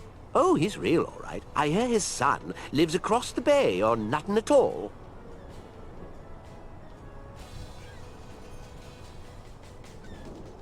What happened to the top of the statue? Looks like someone gave Tiny a bad haircut. I'm not sure. Rumor has it that some vandalous pirates from Nothing at All stole the statue's hat, but I don't believe it. They do a pretty good job of keeping those types off of Jambalaya. What happened to the top of the statue? Looks like someone gave Tiny a bad haircut. I'm not sure. Rumor has it that some vandalous pirates from Nothing at All stole the statue's hat, but I don't believe it. They do a pretty good job of keeping those types off of Jambalaya. I'd rather not talk about Tiny right now. Fine. Sorry to bother you. No bother at all, Obeen. Ahoy, mateys! Set sail for family fun at Planet Threepwood.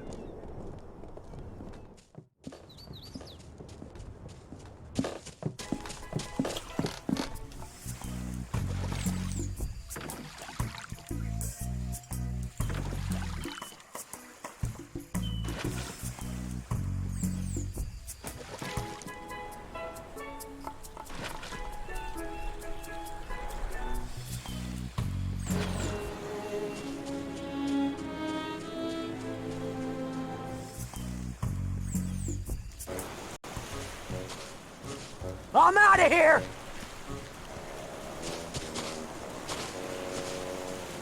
I'm back. Imagine my delight. I'd like to talk some more about your father. Okay.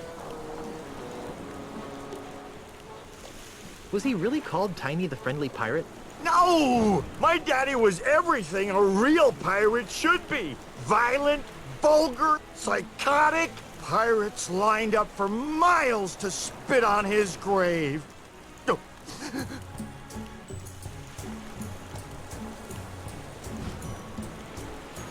If Tiny was such a great pirate, then what's with the Tiny the Friendly Pirate statue? It's those soulless cretins at Ozymandias Enterprises. They're using my father's name and image as happy icons for their new family-friendly Jambalaya Island. Those jerks. What happened to Tiny's statue? I happened to it. Come again? To lend a touch of authenticity to their precious statue, Mandrill's flunkies bronzed my father's captain's hat and welded it to the statue. Enraged by this sacrilege, I gathered some pirates and raided Jambalaya Island. Before anyone knew what happened, I rescued my father's chapeau, returned to Nuttin Atoll, and buried my treasure. Your father would have been proud of your piratey prowess. Oh, thanks. Unfortunately, my raid inspired Mandrill to hire Kasaba to patrol the waters of Nuttin. Now, Nuttin Atoll is nothing more than a prison for recalcitrant pirates who don't share Ozymandias' vision. One pirate to another. Where did you bury your father's bronze hat? I don't know. What? I know I buried it under a boulder along the beach. I just don't know which one.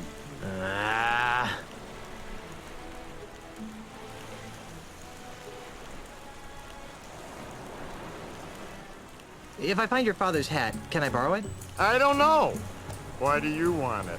I'm going to use it to crush Ozymandias like a bug. Really? Oh, that's great! If you can find it, feel free to use it. This is obviously a painful subject. Let's talk about something else. Okay. Don't get up. I'll see myself out. Goodbye, little pirate.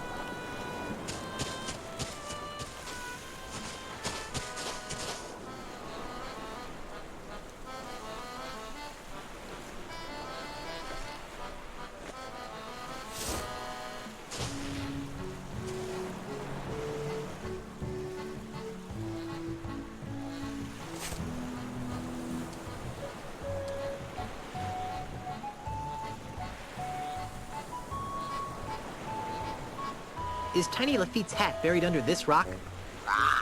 No!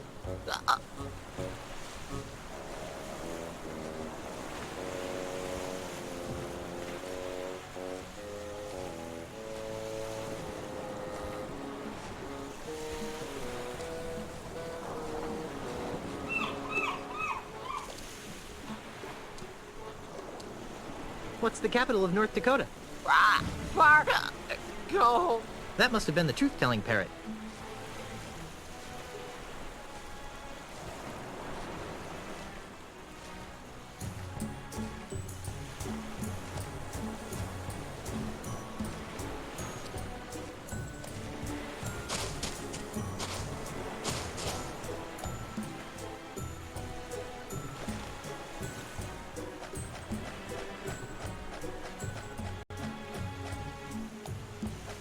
I don't think that would help anything.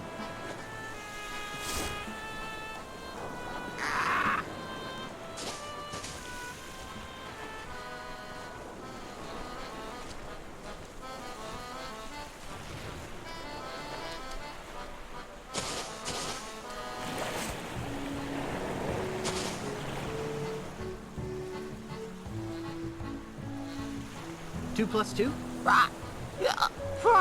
That must have been the truth-telling parrot.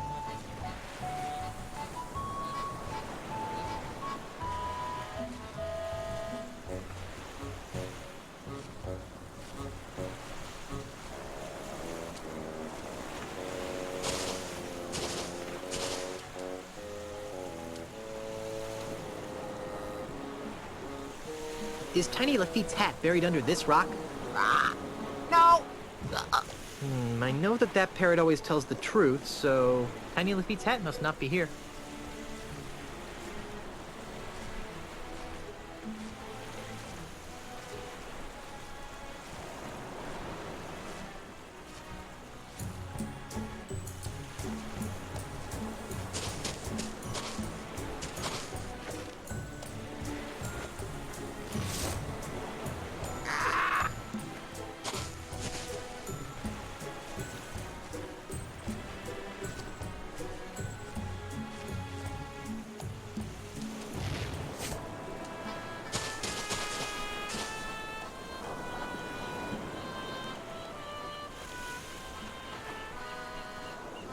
Is Tiny Lafitte's hat buried under this rock? No. I know that that parrot always tells the truth, so Tiny Lafitte's hat must not be here.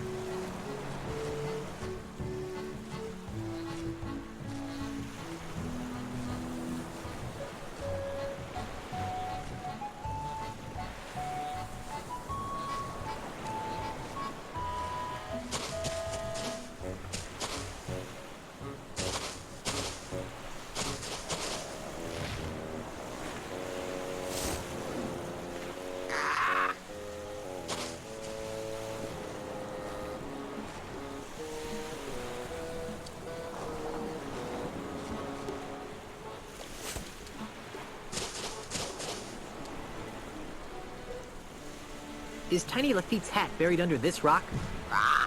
No. I know that that parrot always tells the truth, so Tiny Lafitte's hat must not be here.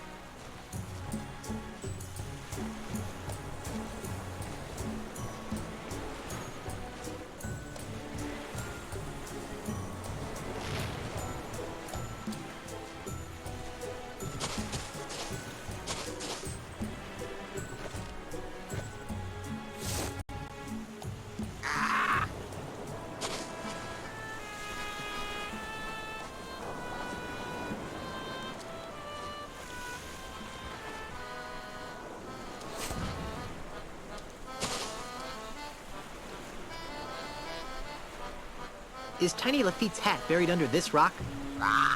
No. I know that that parrot always tells the truth, so Tiny Lafitte's hat must not be here.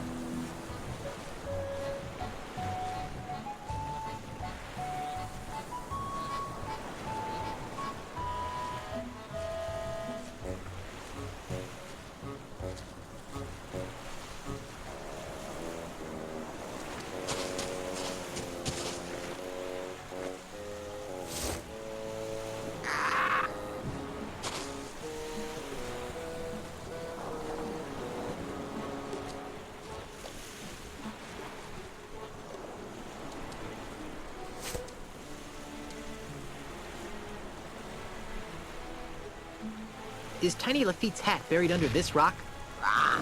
No. I know that that parrot always tells the truth, so Tiny Lafitte's hat must not be here.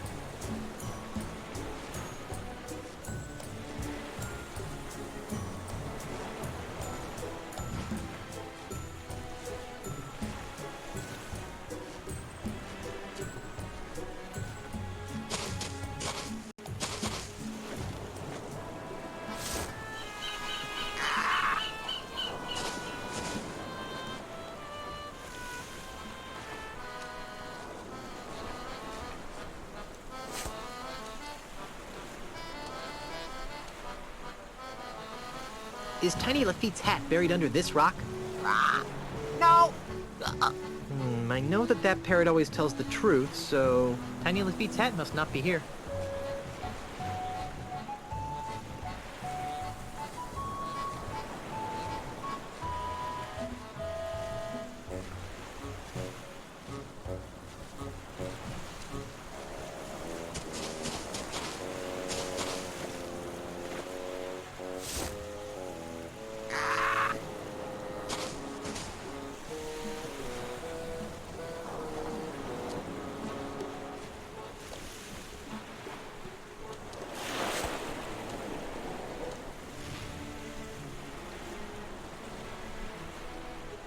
Is Tiny Lafitte's hat buried under this rock? No! I know that that parrot always tells the truth, so Tiny Lafitte's hat must not be here.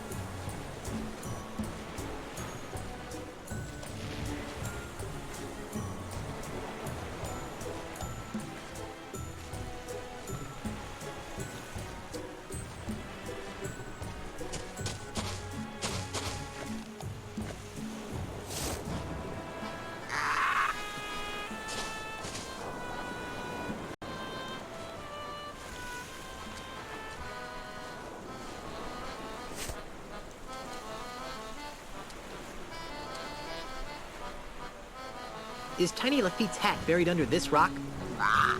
No! I know that that parrot always tells the truth, so Tiny Lafitte's hat must not be here.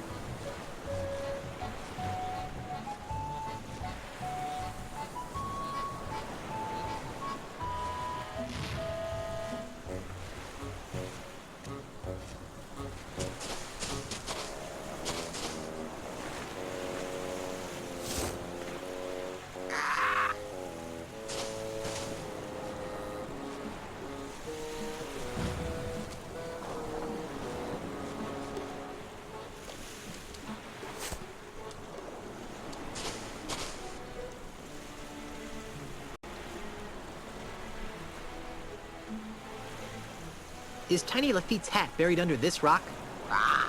No!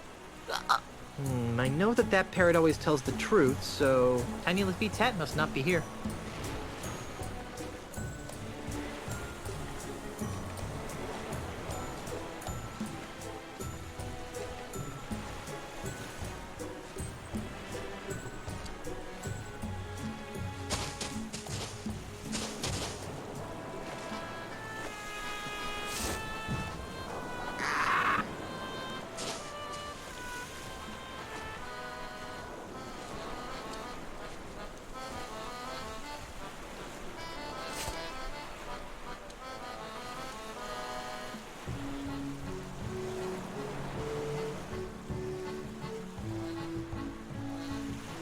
Is Tiny Lafitte's hat buried under this rock? No! I know that that parrot always tells the truth, so Tiny Lafitte's hat must not be here.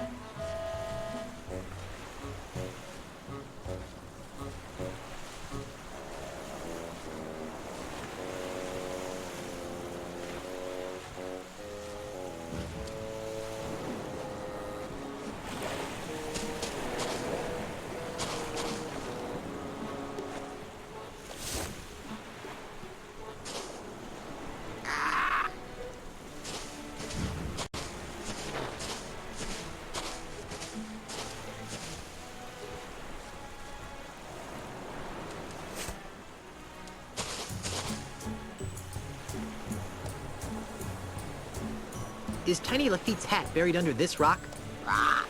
No! I know that that parrot always tells the truth, so Tiny Lafitte's hat must not be here.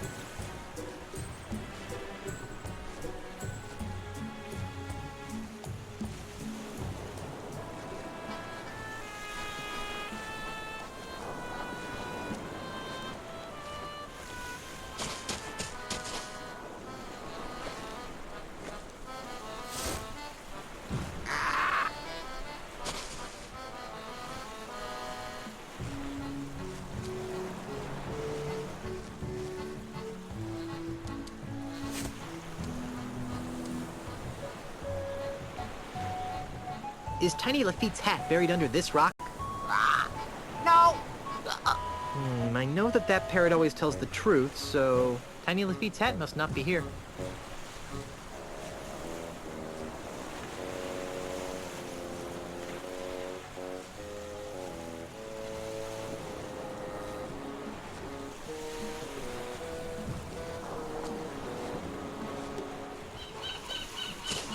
There's nothing in that direction but impenetrable jungle.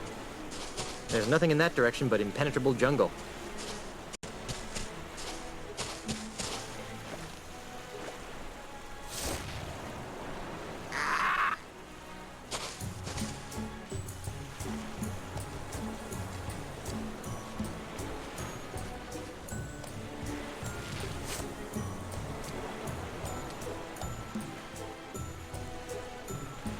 Is Tiny Lafitte's hat buried under this rock?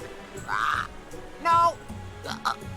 I know that that parrot always tells the truth, so Tiny Lafitte's hat must not be here.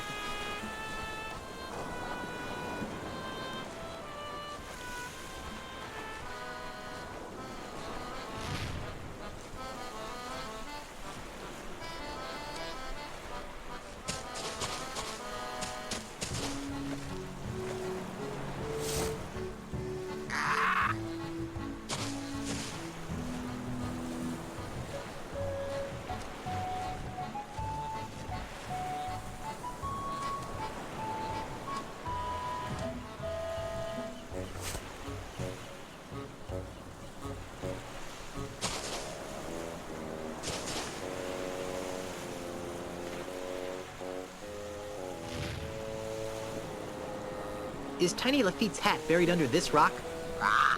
No! I know that that parrot always tells the truth, so Tiny Lafitte's hat must not be here.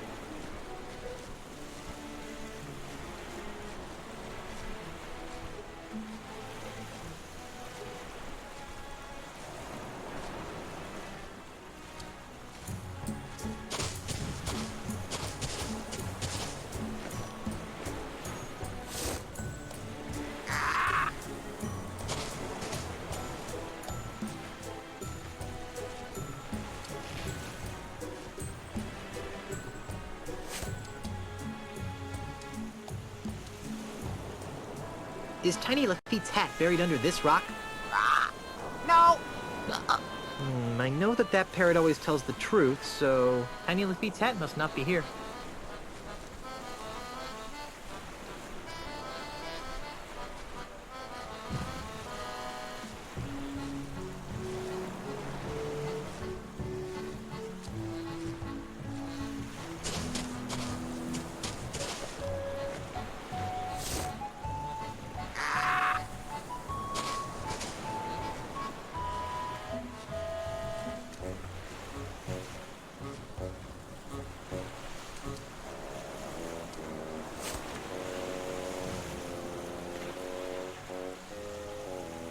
Is Tiny Lafitte's hat buried under this rock? No! I know that that parrot always tells the truth, so Tiny Lafitte's hat must not be here.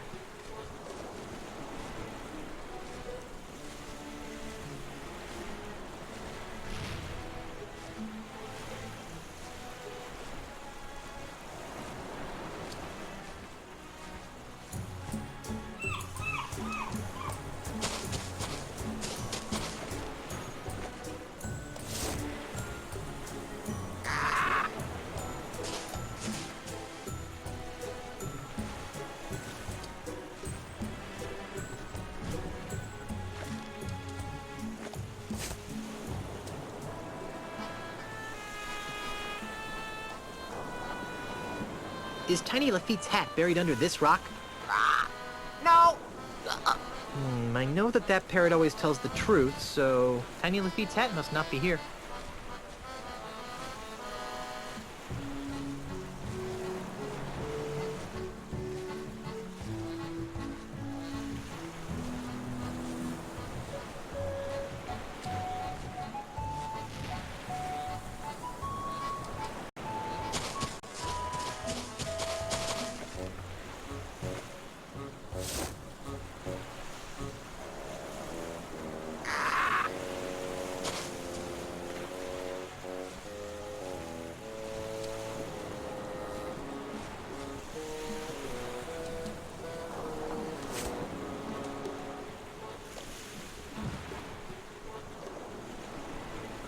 Is Tiny Lafitte's hat buried under this rock?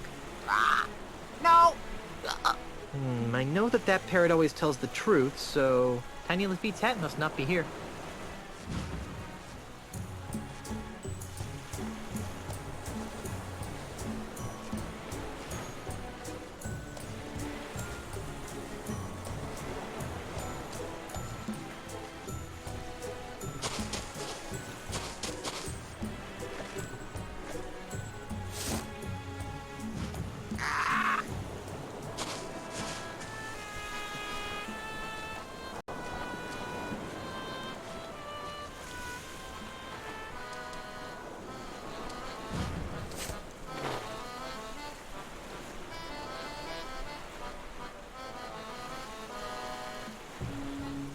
Is Tiny Lafitte's hat buried under this rock?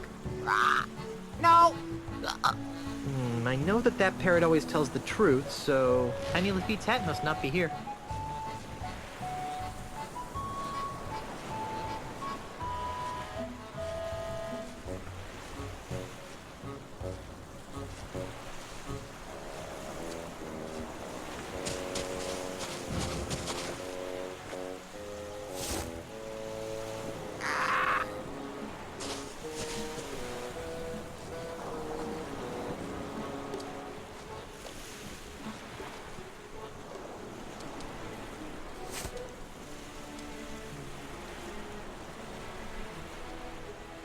Is Tiny Lafitte's hat buried under this rock? No. I know that that parrot always tells the truth, so Tiny Lafitte's hat must not be here.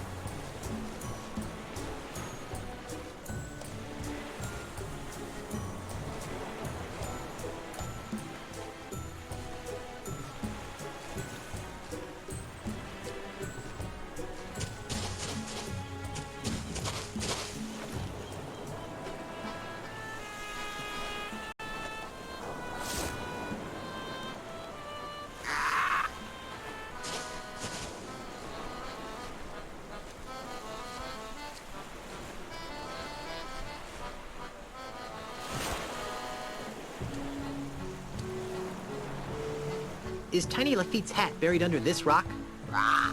No. I know that that parrot always tells the truth, so Tiny Lafitte's hat must not be here.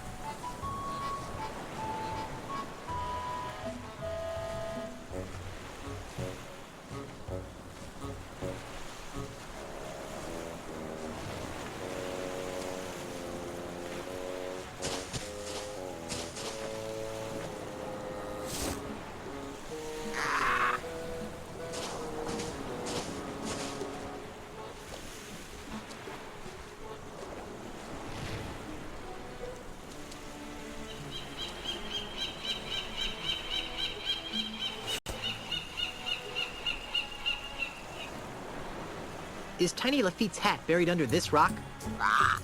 No. I know that that parrot always tells the truth, so Tiny Lafitte's hat must not be here.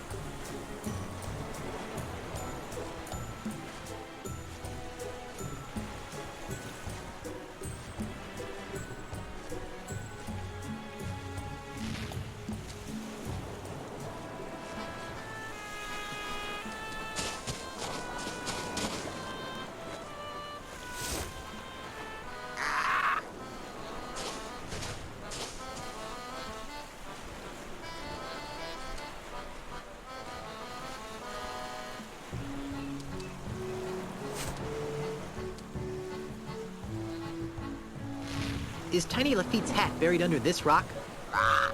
No.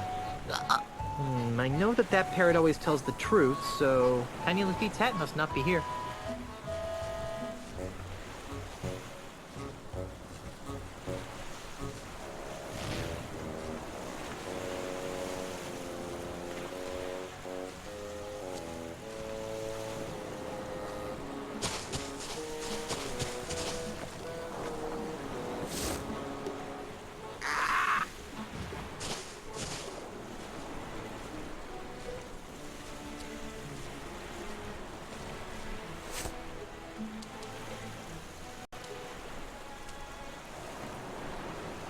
Is Tiny Lafitte's hat buried under this rock?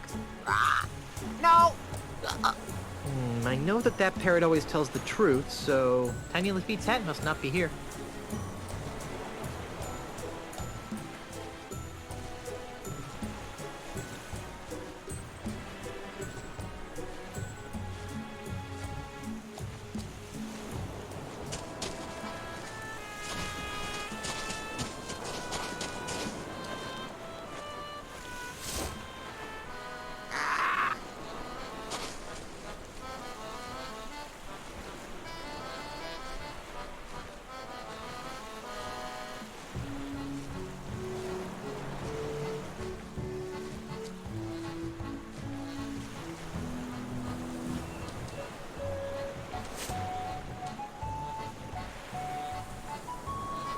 Is Tiny Lafitte's hat buried under this rock? No. I know that that parrot always tells the truth, so Tiny Lafitte's hat must not be here.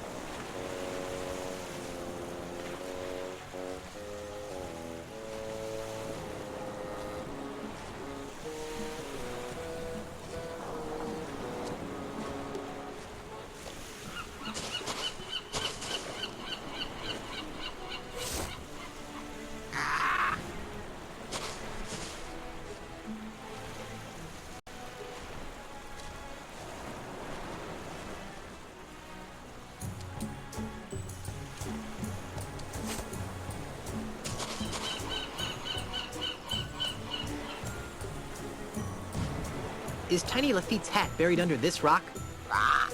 No! I know that that parrot always tells the truth, so Tiny Lafitte's hat must not be here.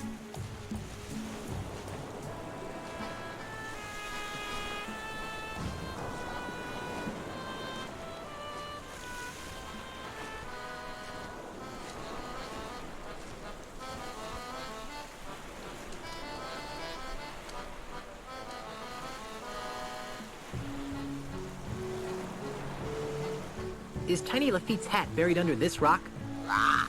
No! I know that that parrot always tells the truth, so Tiny Lafitte's hat must not be here.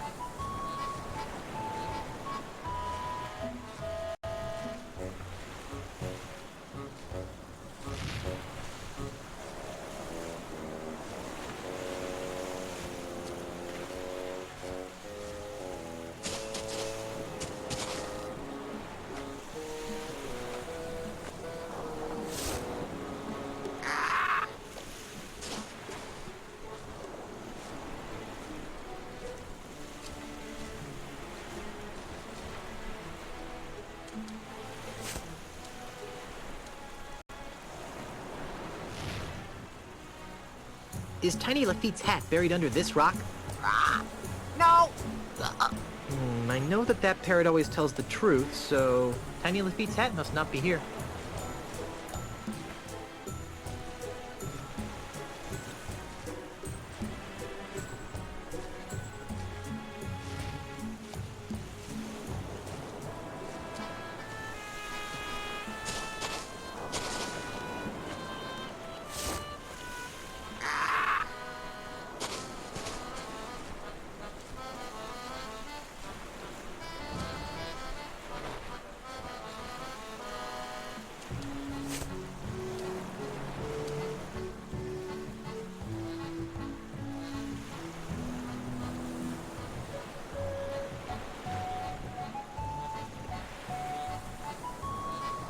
Is Tiny Lafitte's hat buried under this rock? No! I know that that parrot always tells the truth, so Tiny Lafitte's hat must not be here.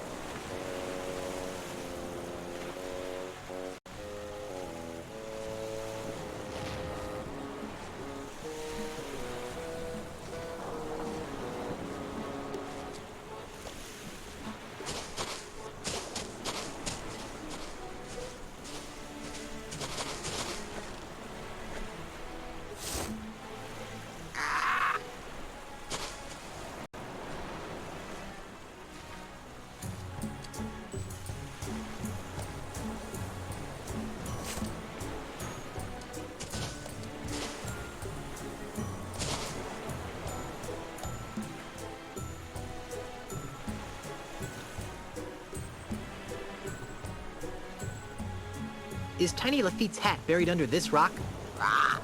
No! I know that that parrot always tells the truth, so Tiny Lafitte's hat must not be here.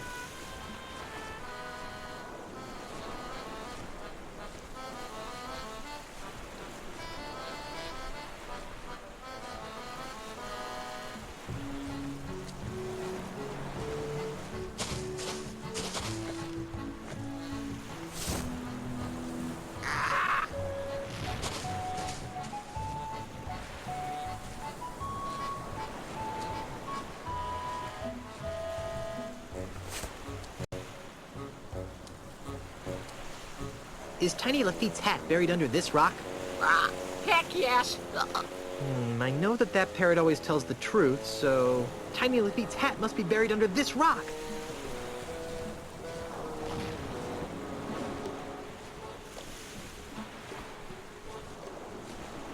I guess the parrots lost interest.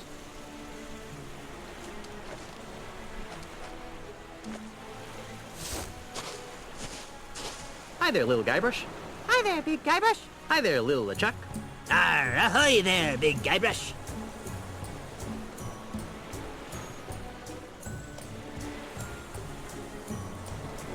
What's on your mind, little Guybrush? I think Admiral Casaba's a big dope, don't you? Oh, I don't know, little Guybrush. What do you think, little LeChuck? I think little Guybrush wouldn't know a real pirate if it stabbed him in the liver. Oh, yeah? Yeah! Now, boys. Amoral lout. Effete doily sniffer. Unemployed layabout. Guys. Pirate poser. Uncultured corpse. Girly man. I really think that's loud enough to catch Casaba's attention. Jerk. Idiot. Nimrod. Dork. I've obviously got some deep-seated issues to work out here. Moron. Spaz. Jerk. Idiot. Nimrod. Dork. Why, those ignorant anarchist savages! How dare they plot against my benevolent tyranny! Simpkins, wheel out the really big cannon! Do we have to, sir? Our ears are still ringing from the last time. I've had just about enough of your pusillanimous insubordination, Simpkins. Now roll out the really big cannon and blow up those terrorists this instant! Aye, aye, sir. Fire!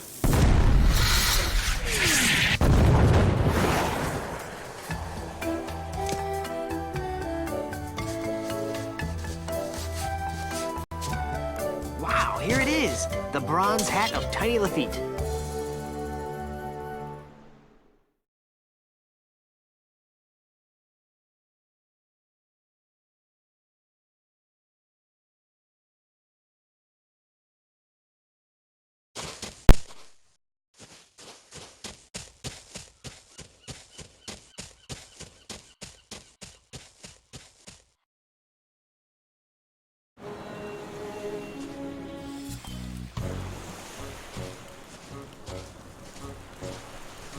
I'm out of here!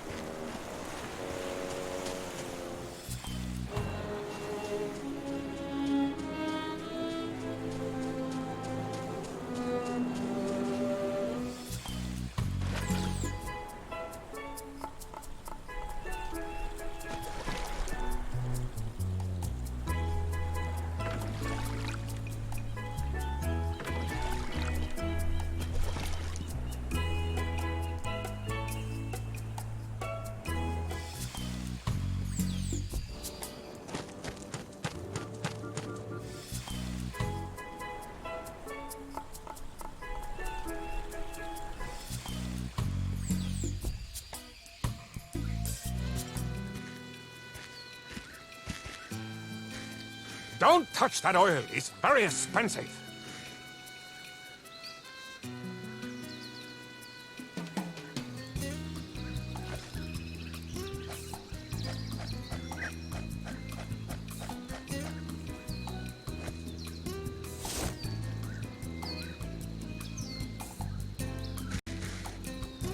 I think the owner of this oil would notice a big piece of bagel sitting in there.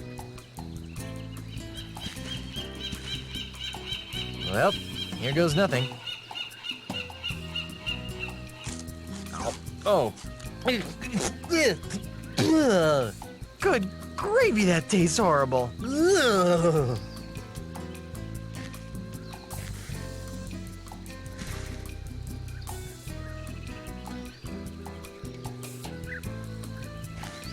Hey, look! Over there!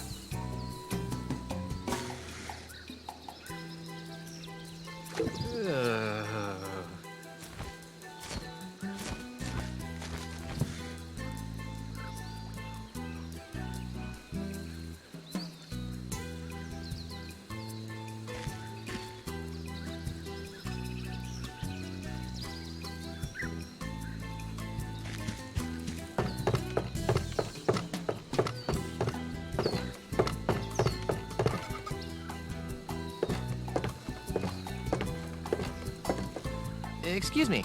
Hey, little dude. What's up? What's going on around here? We are the judges for Jambaraya's all-world diving contest. Actually, it's more like a free-for-all than a contest. Dude, quit projecting your negative vibes, man.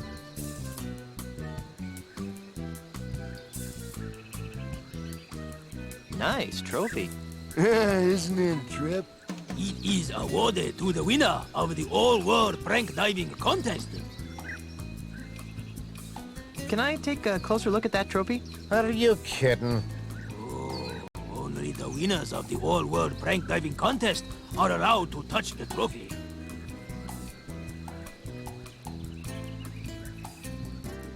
Can I take a closer look at that trophy?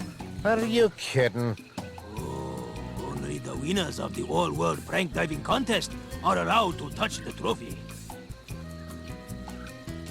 I'm looking for the ultimate insult. Hey, is that a variation on the flying finger, man? Or perhaps the rolling Regis. No, it's an ancient voodoo talisman of indescribably horrible power. Look, Junior, we're diving judges. We know as much about voodoo as you do about astrophysics.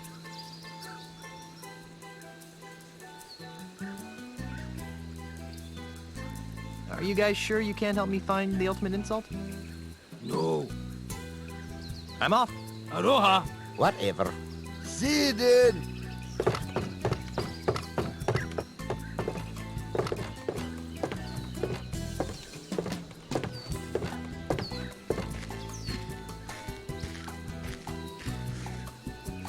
I'm back. So I see. What can I do for you, Mr. Threepwood? How did you get into plank diving anyway? Ah, that is a story rife with melancholy. Are you sure you wish to hear it? Are you kidding? I love stories rife with melancholy. Very well. It begins with my father, Count Francisco Alvarez de Pollo. He was a man of peculiar moods and eccentricities. In one of his so-called lighter moments, he named his only son Marco, much to the consternation of his wife and extended family. Why the fuss? I take it you have never been in a public swimming pool. Pirates don't have much use for them. Ah, then allow me to elaborate. At the tender age of 6, I was sent to my first swimming lesson. Oh, how I happily splashed about, taking to the water like a worm to dirt. Suddenly, someone shouted my name. Marco! I turned to see who it was. Before I could find who had called my name, everyone in the pool shouted in response, Pollo! I couldn't understand what was happening. Why were they shouting my name in such an annoying sing-song manner? Why were they closing their eyes to my obvious torment? I tried to get them to stop, but they just kept chanting my name over and over again. Marco! Pollo! Unable to tolerate it any further, I climbed to the highest diving board in the pool and cannonballed into the center of the taunting masses. As I hit the water with a resounding splash, the haunting chants of my classmates finally gave way to comforting screams of terror. What a horrible story. Yes, but at least I gained a lucrative career out of my childhood trauma.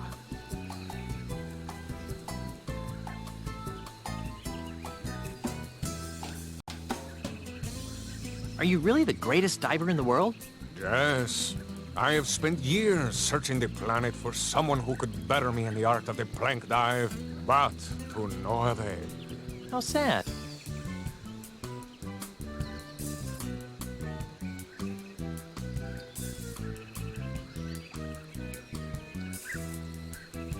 Do you still dive to drown out the voices of the taunting children? Oh no! Now I'm in it for the thrill of victory and the lure of a fat paycheck. The fact that it provides a temporary balm to my permanent psychological damage is purely a side benefit. That's good. I hate to think there was something weird going on here. So is this diving competition open to anyone? Hardly. If I were to compete against everyone who wanted to get their hands on a solid gold all-world diving trophy, I'd be diving 24 hours a day. Oh, so who do you dive against? The judges panel over there does an excellent job of weeding out the poseurs from the serious divers. I'd like to dive against you. You want to dive against me? Ah, thank you, little friend, for bringing laughter back into my life. What's so funny? Don't tell me you're serious. You're serious as scurvy, diver boy. It's not wise to trifle with me, Mr. Threepwood.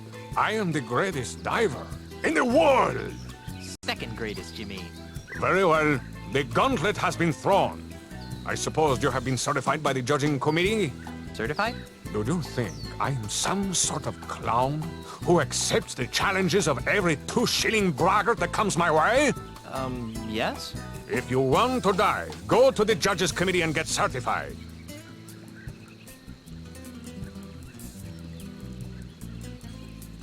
I'm ready to dive against you now.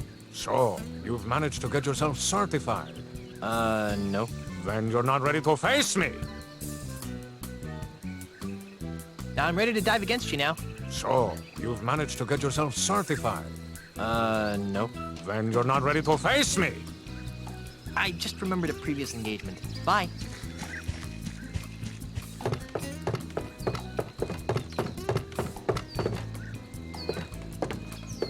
Hi, guys. Aloha, grasshopper. Dude! Whatever. I'd like to take a crack at winning that diving trophy. You and dozens of other gold hunting wannabes. If you wish to dive, you must be certified first. Why? We could leave ourselves open to most grievous lawsuits if we let physically uncool people try to dive. Now, if you just step behind the table... There won't be any word problems, will there? Hey, what are you doing with that? Please turn to the right, dude. You're not gonna put that there, are you? Now then, let me know when this begins to hurt. Ouch!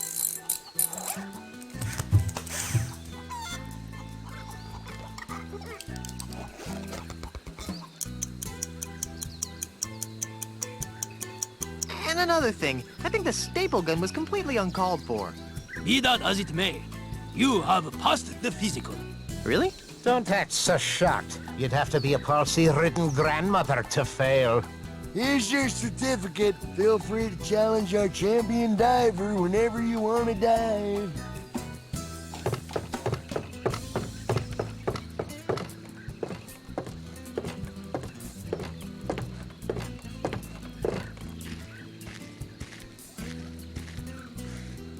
So, you've managed to get yourself certified.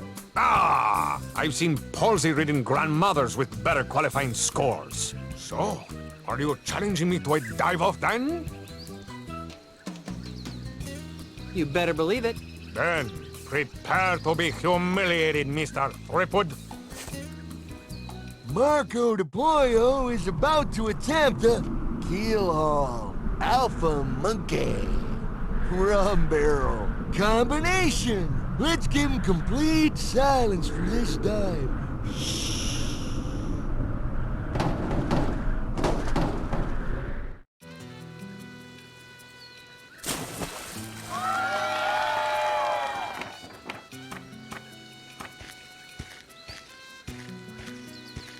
I do not envy you, Mr. Threepwood.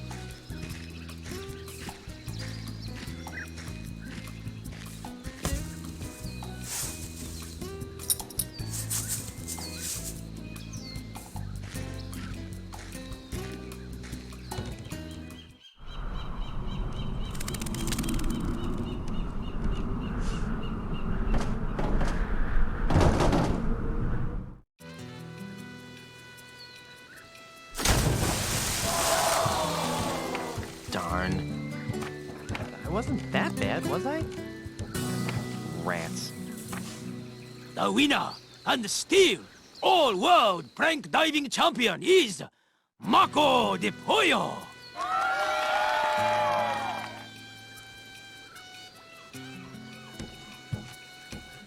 Pardon me. What?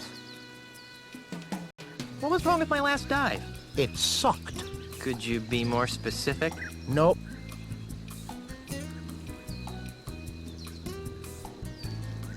I think I'll leave you to your grouchiness. Whatever.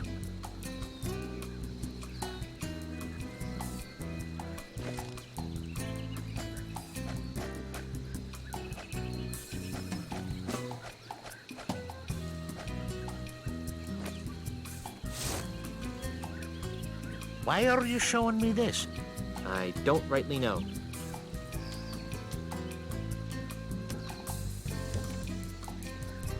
Hey, there's a picture of that grouchy diving judge in here.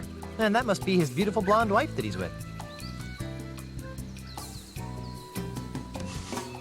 Why are you showing me this?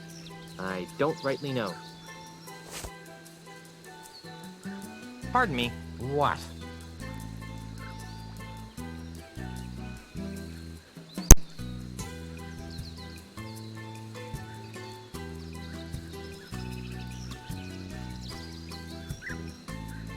Why are you giving me such low scores? Look, kid, it's nothing personal. It's just that I've got an expensive red-headed wife, 2 expensive red-headed kids, and an expensive red-headed dog to feed, you follow? Not really. Then let me spell it out for you. Mr. Mandrill pays me a lot of money to make sure that Mr. DePollo always wins.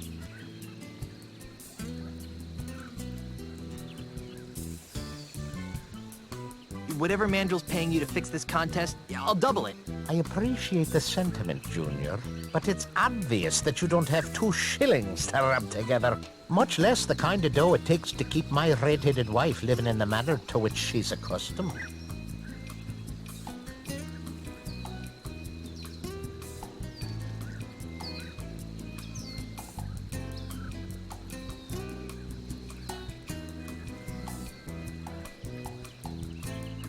Whatever Mandrill's paying you to fix this contest, I'll double it.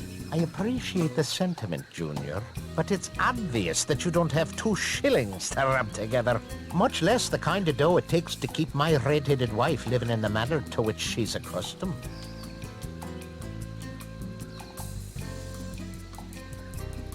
I'm looking for the ultimate insult. You've obviously mistaken me for someone who gives a farthing. I think I'll leave you to your grouchiness. Whatever.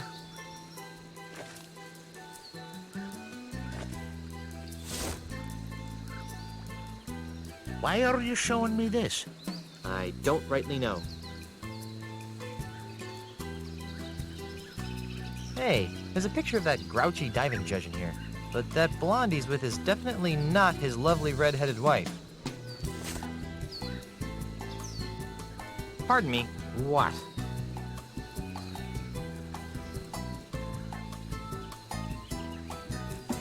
Why are you giving me such low scores? Look, kid, it's nothing personal. It's just that I've got an expensive red-headed wife, 2 expensive red-headed kids, and an expensive red-headed dog to feed, you follow? Not really.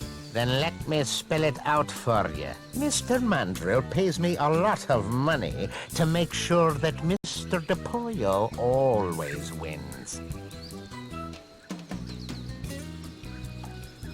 What was wrong with my last dive? It sucked. Could you be more specific? Nope. I think I'll leave you to your grouchiness. Whatever.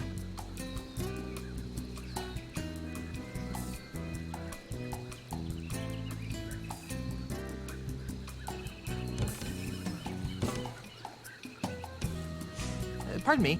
Yes, Grasshopper. One of your judges is taking bribes. That is an exceptionally grave charge, young Macron. Do you have any proof? He told me he was taking bribes.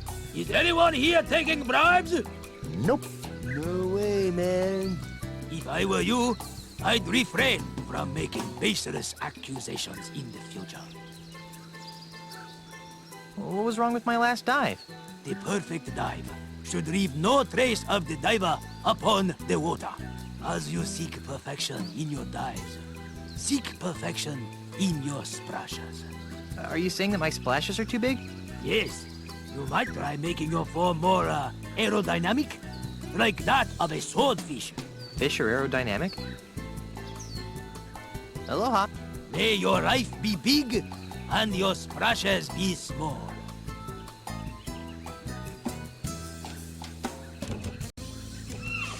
Excuse me. Oh, what is it, little diver dude? What was wrong with my last dive? You really didn't get into the flow of DePollo's groove, man. Say what? Hey, you gotta match DePollo's moves if you want to be the dude. But how? Well, basically, there are 4 types of moves allowed in plank diving, man.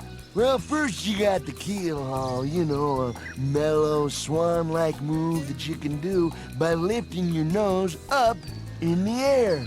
Keel haul. Up. Got it. Next is the rum barrel, man. A somersault move that's easy to do by shoving your chin down into your chest. Rum barrel. Down. Check. The third move is the spinning swordsman, man. That's a dangerous vertical spin that should only be started to the right. Spinning swordsman. Right.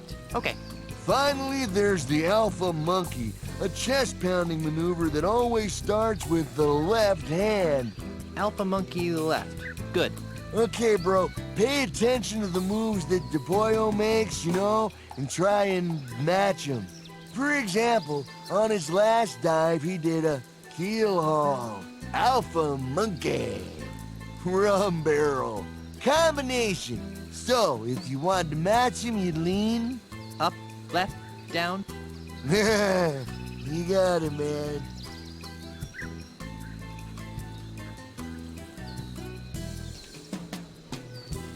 See you later. You got it, dude. Woo!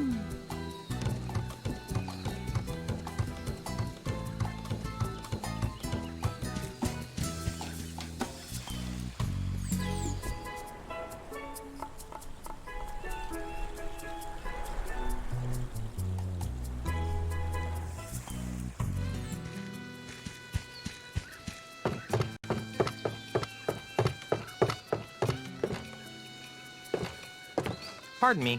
What?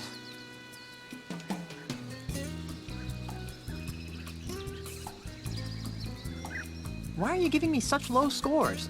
Look, kid, it's nothing personal. It's just that I've got an expensive red-headed wife, 2 expensive red-headed kids, and an expensive red-headed dog to feed, you follow?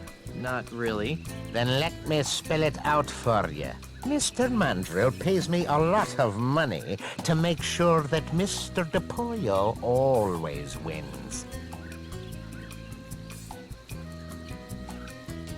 I think I'll leave you to your grouchiness. Whatever.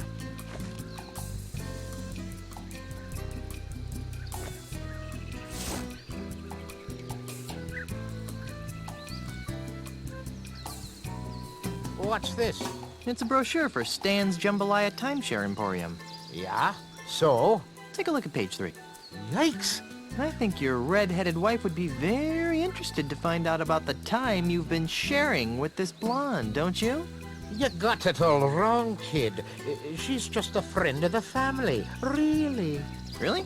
Oh, well, then I guess your wife won't mind if I show her the brochure. Wait! Stop!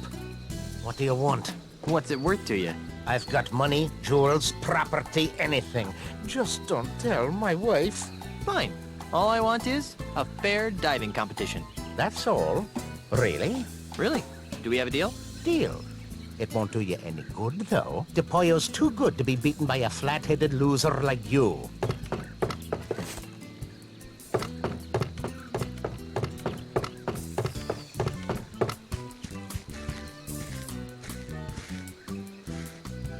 I'm back. So I see. What can I do for you, Mr. Threepwood? I'm ready to dive against you now. Then, prepare to be humiliated, Mr. Threepwood. Marco DePollo is about to attempt a keel haul. Alpha monkey. Keel haul. Combination. Let's give him complete silence for this time.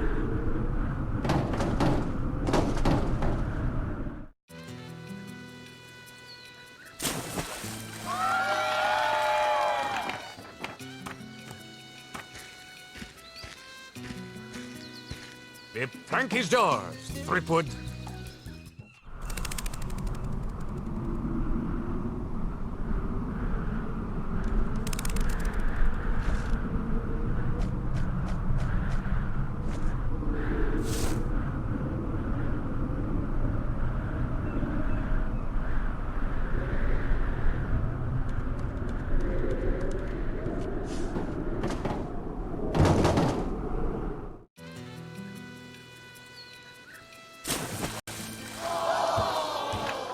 Darn.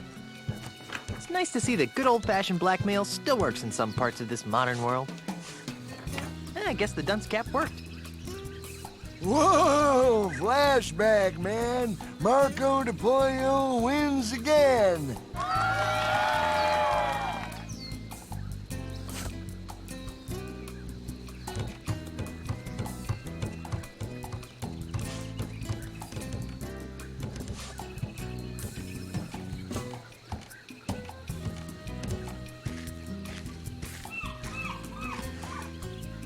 I'm back.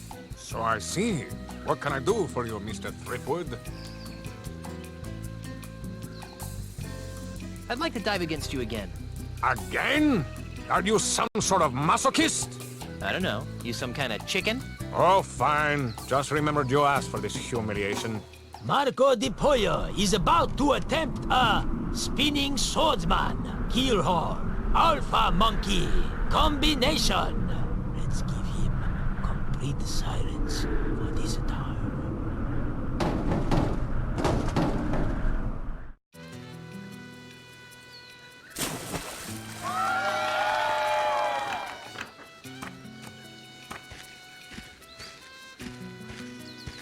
I do not envy you, Mr. Threepwood.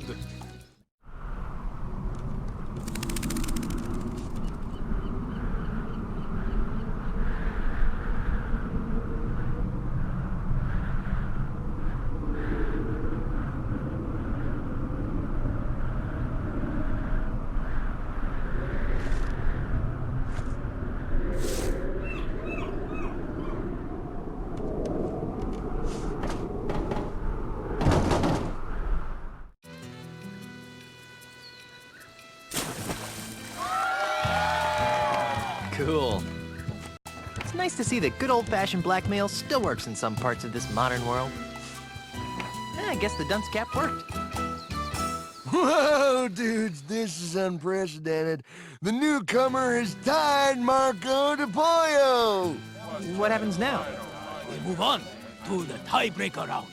Scissors, rock, paper? You wish. In this round of dives, you will go first, and De Pollo will try to match your dive. You have shown that you can mimic my moves, Mr. Threepwood. But I doubt that you can concoct a dive that I cannot perform. We'll just see about that, dive monkey. Very well. The plank is yours.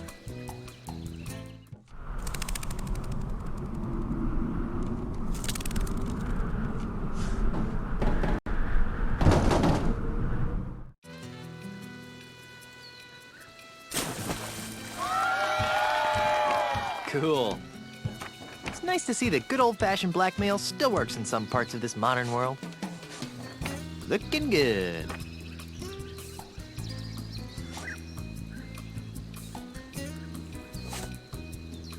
Not bad, Mr. Threepwood. Please wait here for a moment while I turn off the stove.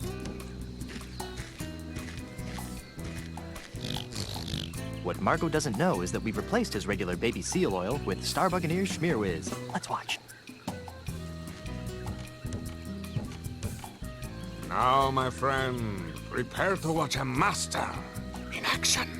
Now Marco de Pollo will attempt to beat Guybrush Threepwood's dive. Let's give him complete silence for this dive. What? Shoot! Go away!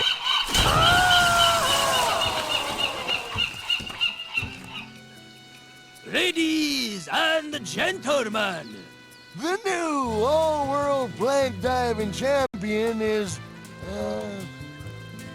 Guybrush Threepwood! I protest! That was not a fair dive! I want a rematch right now! I am Marco de Pollo, the greatest plank diver in the world! Marco. Polo! Who said that? Marco. Polo! Stop it! I will not be mocked! Marco! Stop it! Stop it! Stop it! Polo!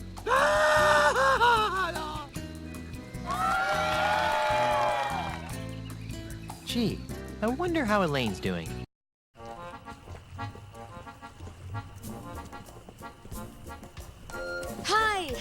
Thanks for coming out to vote. Remember, a vote for me is a vote against demon-spawned hell pirates.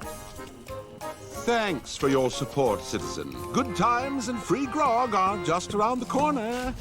Don't vote for Charles. He's really LeChuck, the demon zombie ghost pirate from hell. Oh, give it up, Mrs. Threepwood. Everybody knows that LeChuck is dead and that your husband killed him.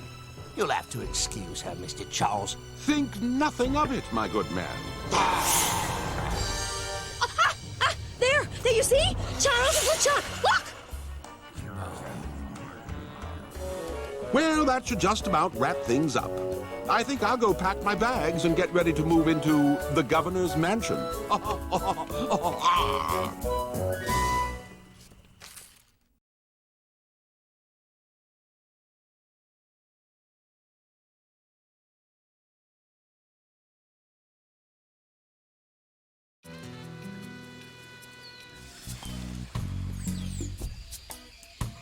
Mr. Cheese. Aye, Captain. Raise the anchor, hoist the sails, and ready the warp drive. Aye, Captain. Otis. What? Go find Carla and sober her up. Oh, yeah, that'll be easy. Now that the pieces of the ultimate insult are mine, it's back to Melee Island.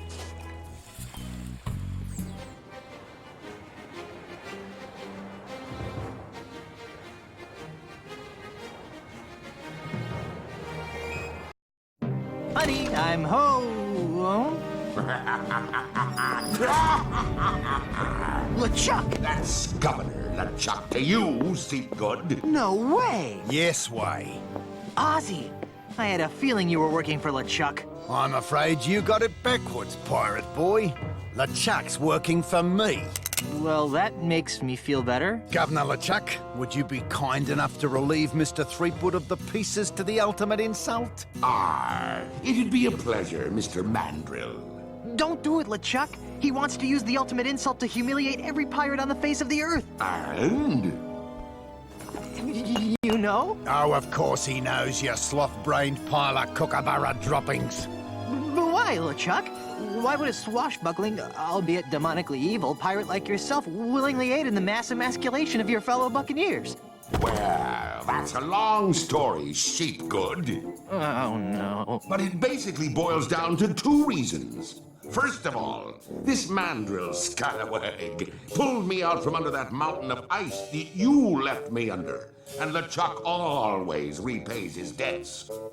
Fine, you owe the guy, but why go along with this plan to irreversibly insult all the pirates?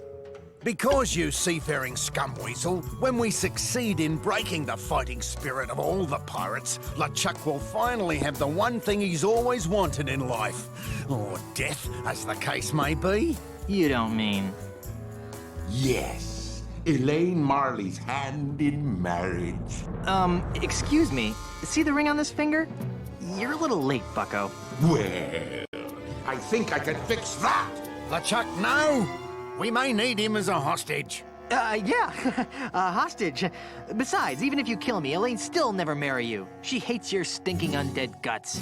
But that's the beauty of the ultimate insult, Threepwood. Once your wife has been exposed to its hideous, demoralizing power, her fiery pirate spirit will be shattered like so many emu eggs, leaving her compliant, submissive, and obedient. In other words, the perfect wife. Speaking of perfect wives, where is Elaine? We were hoping you could answer that question, Mr. Threepwood. Your mischievous Sheila went walkabout right after Captain LeChuck was elected governor of this pirate-infested backwater of an island. Good for her. I hope she comes back with an army of pirates and kicks your sorry butts. Are you sure I can't kill him yet? I've left him alive before, and it's always turned out to be a big mistake. I see your point. How about we stow the twerp in an inescapable faraway place where he can't do any harm? Then he'll still be a useful hostage, but he won't be able to affect our plans. Ha ha! That's a hellishly good idea, and I know just the place. Ha ha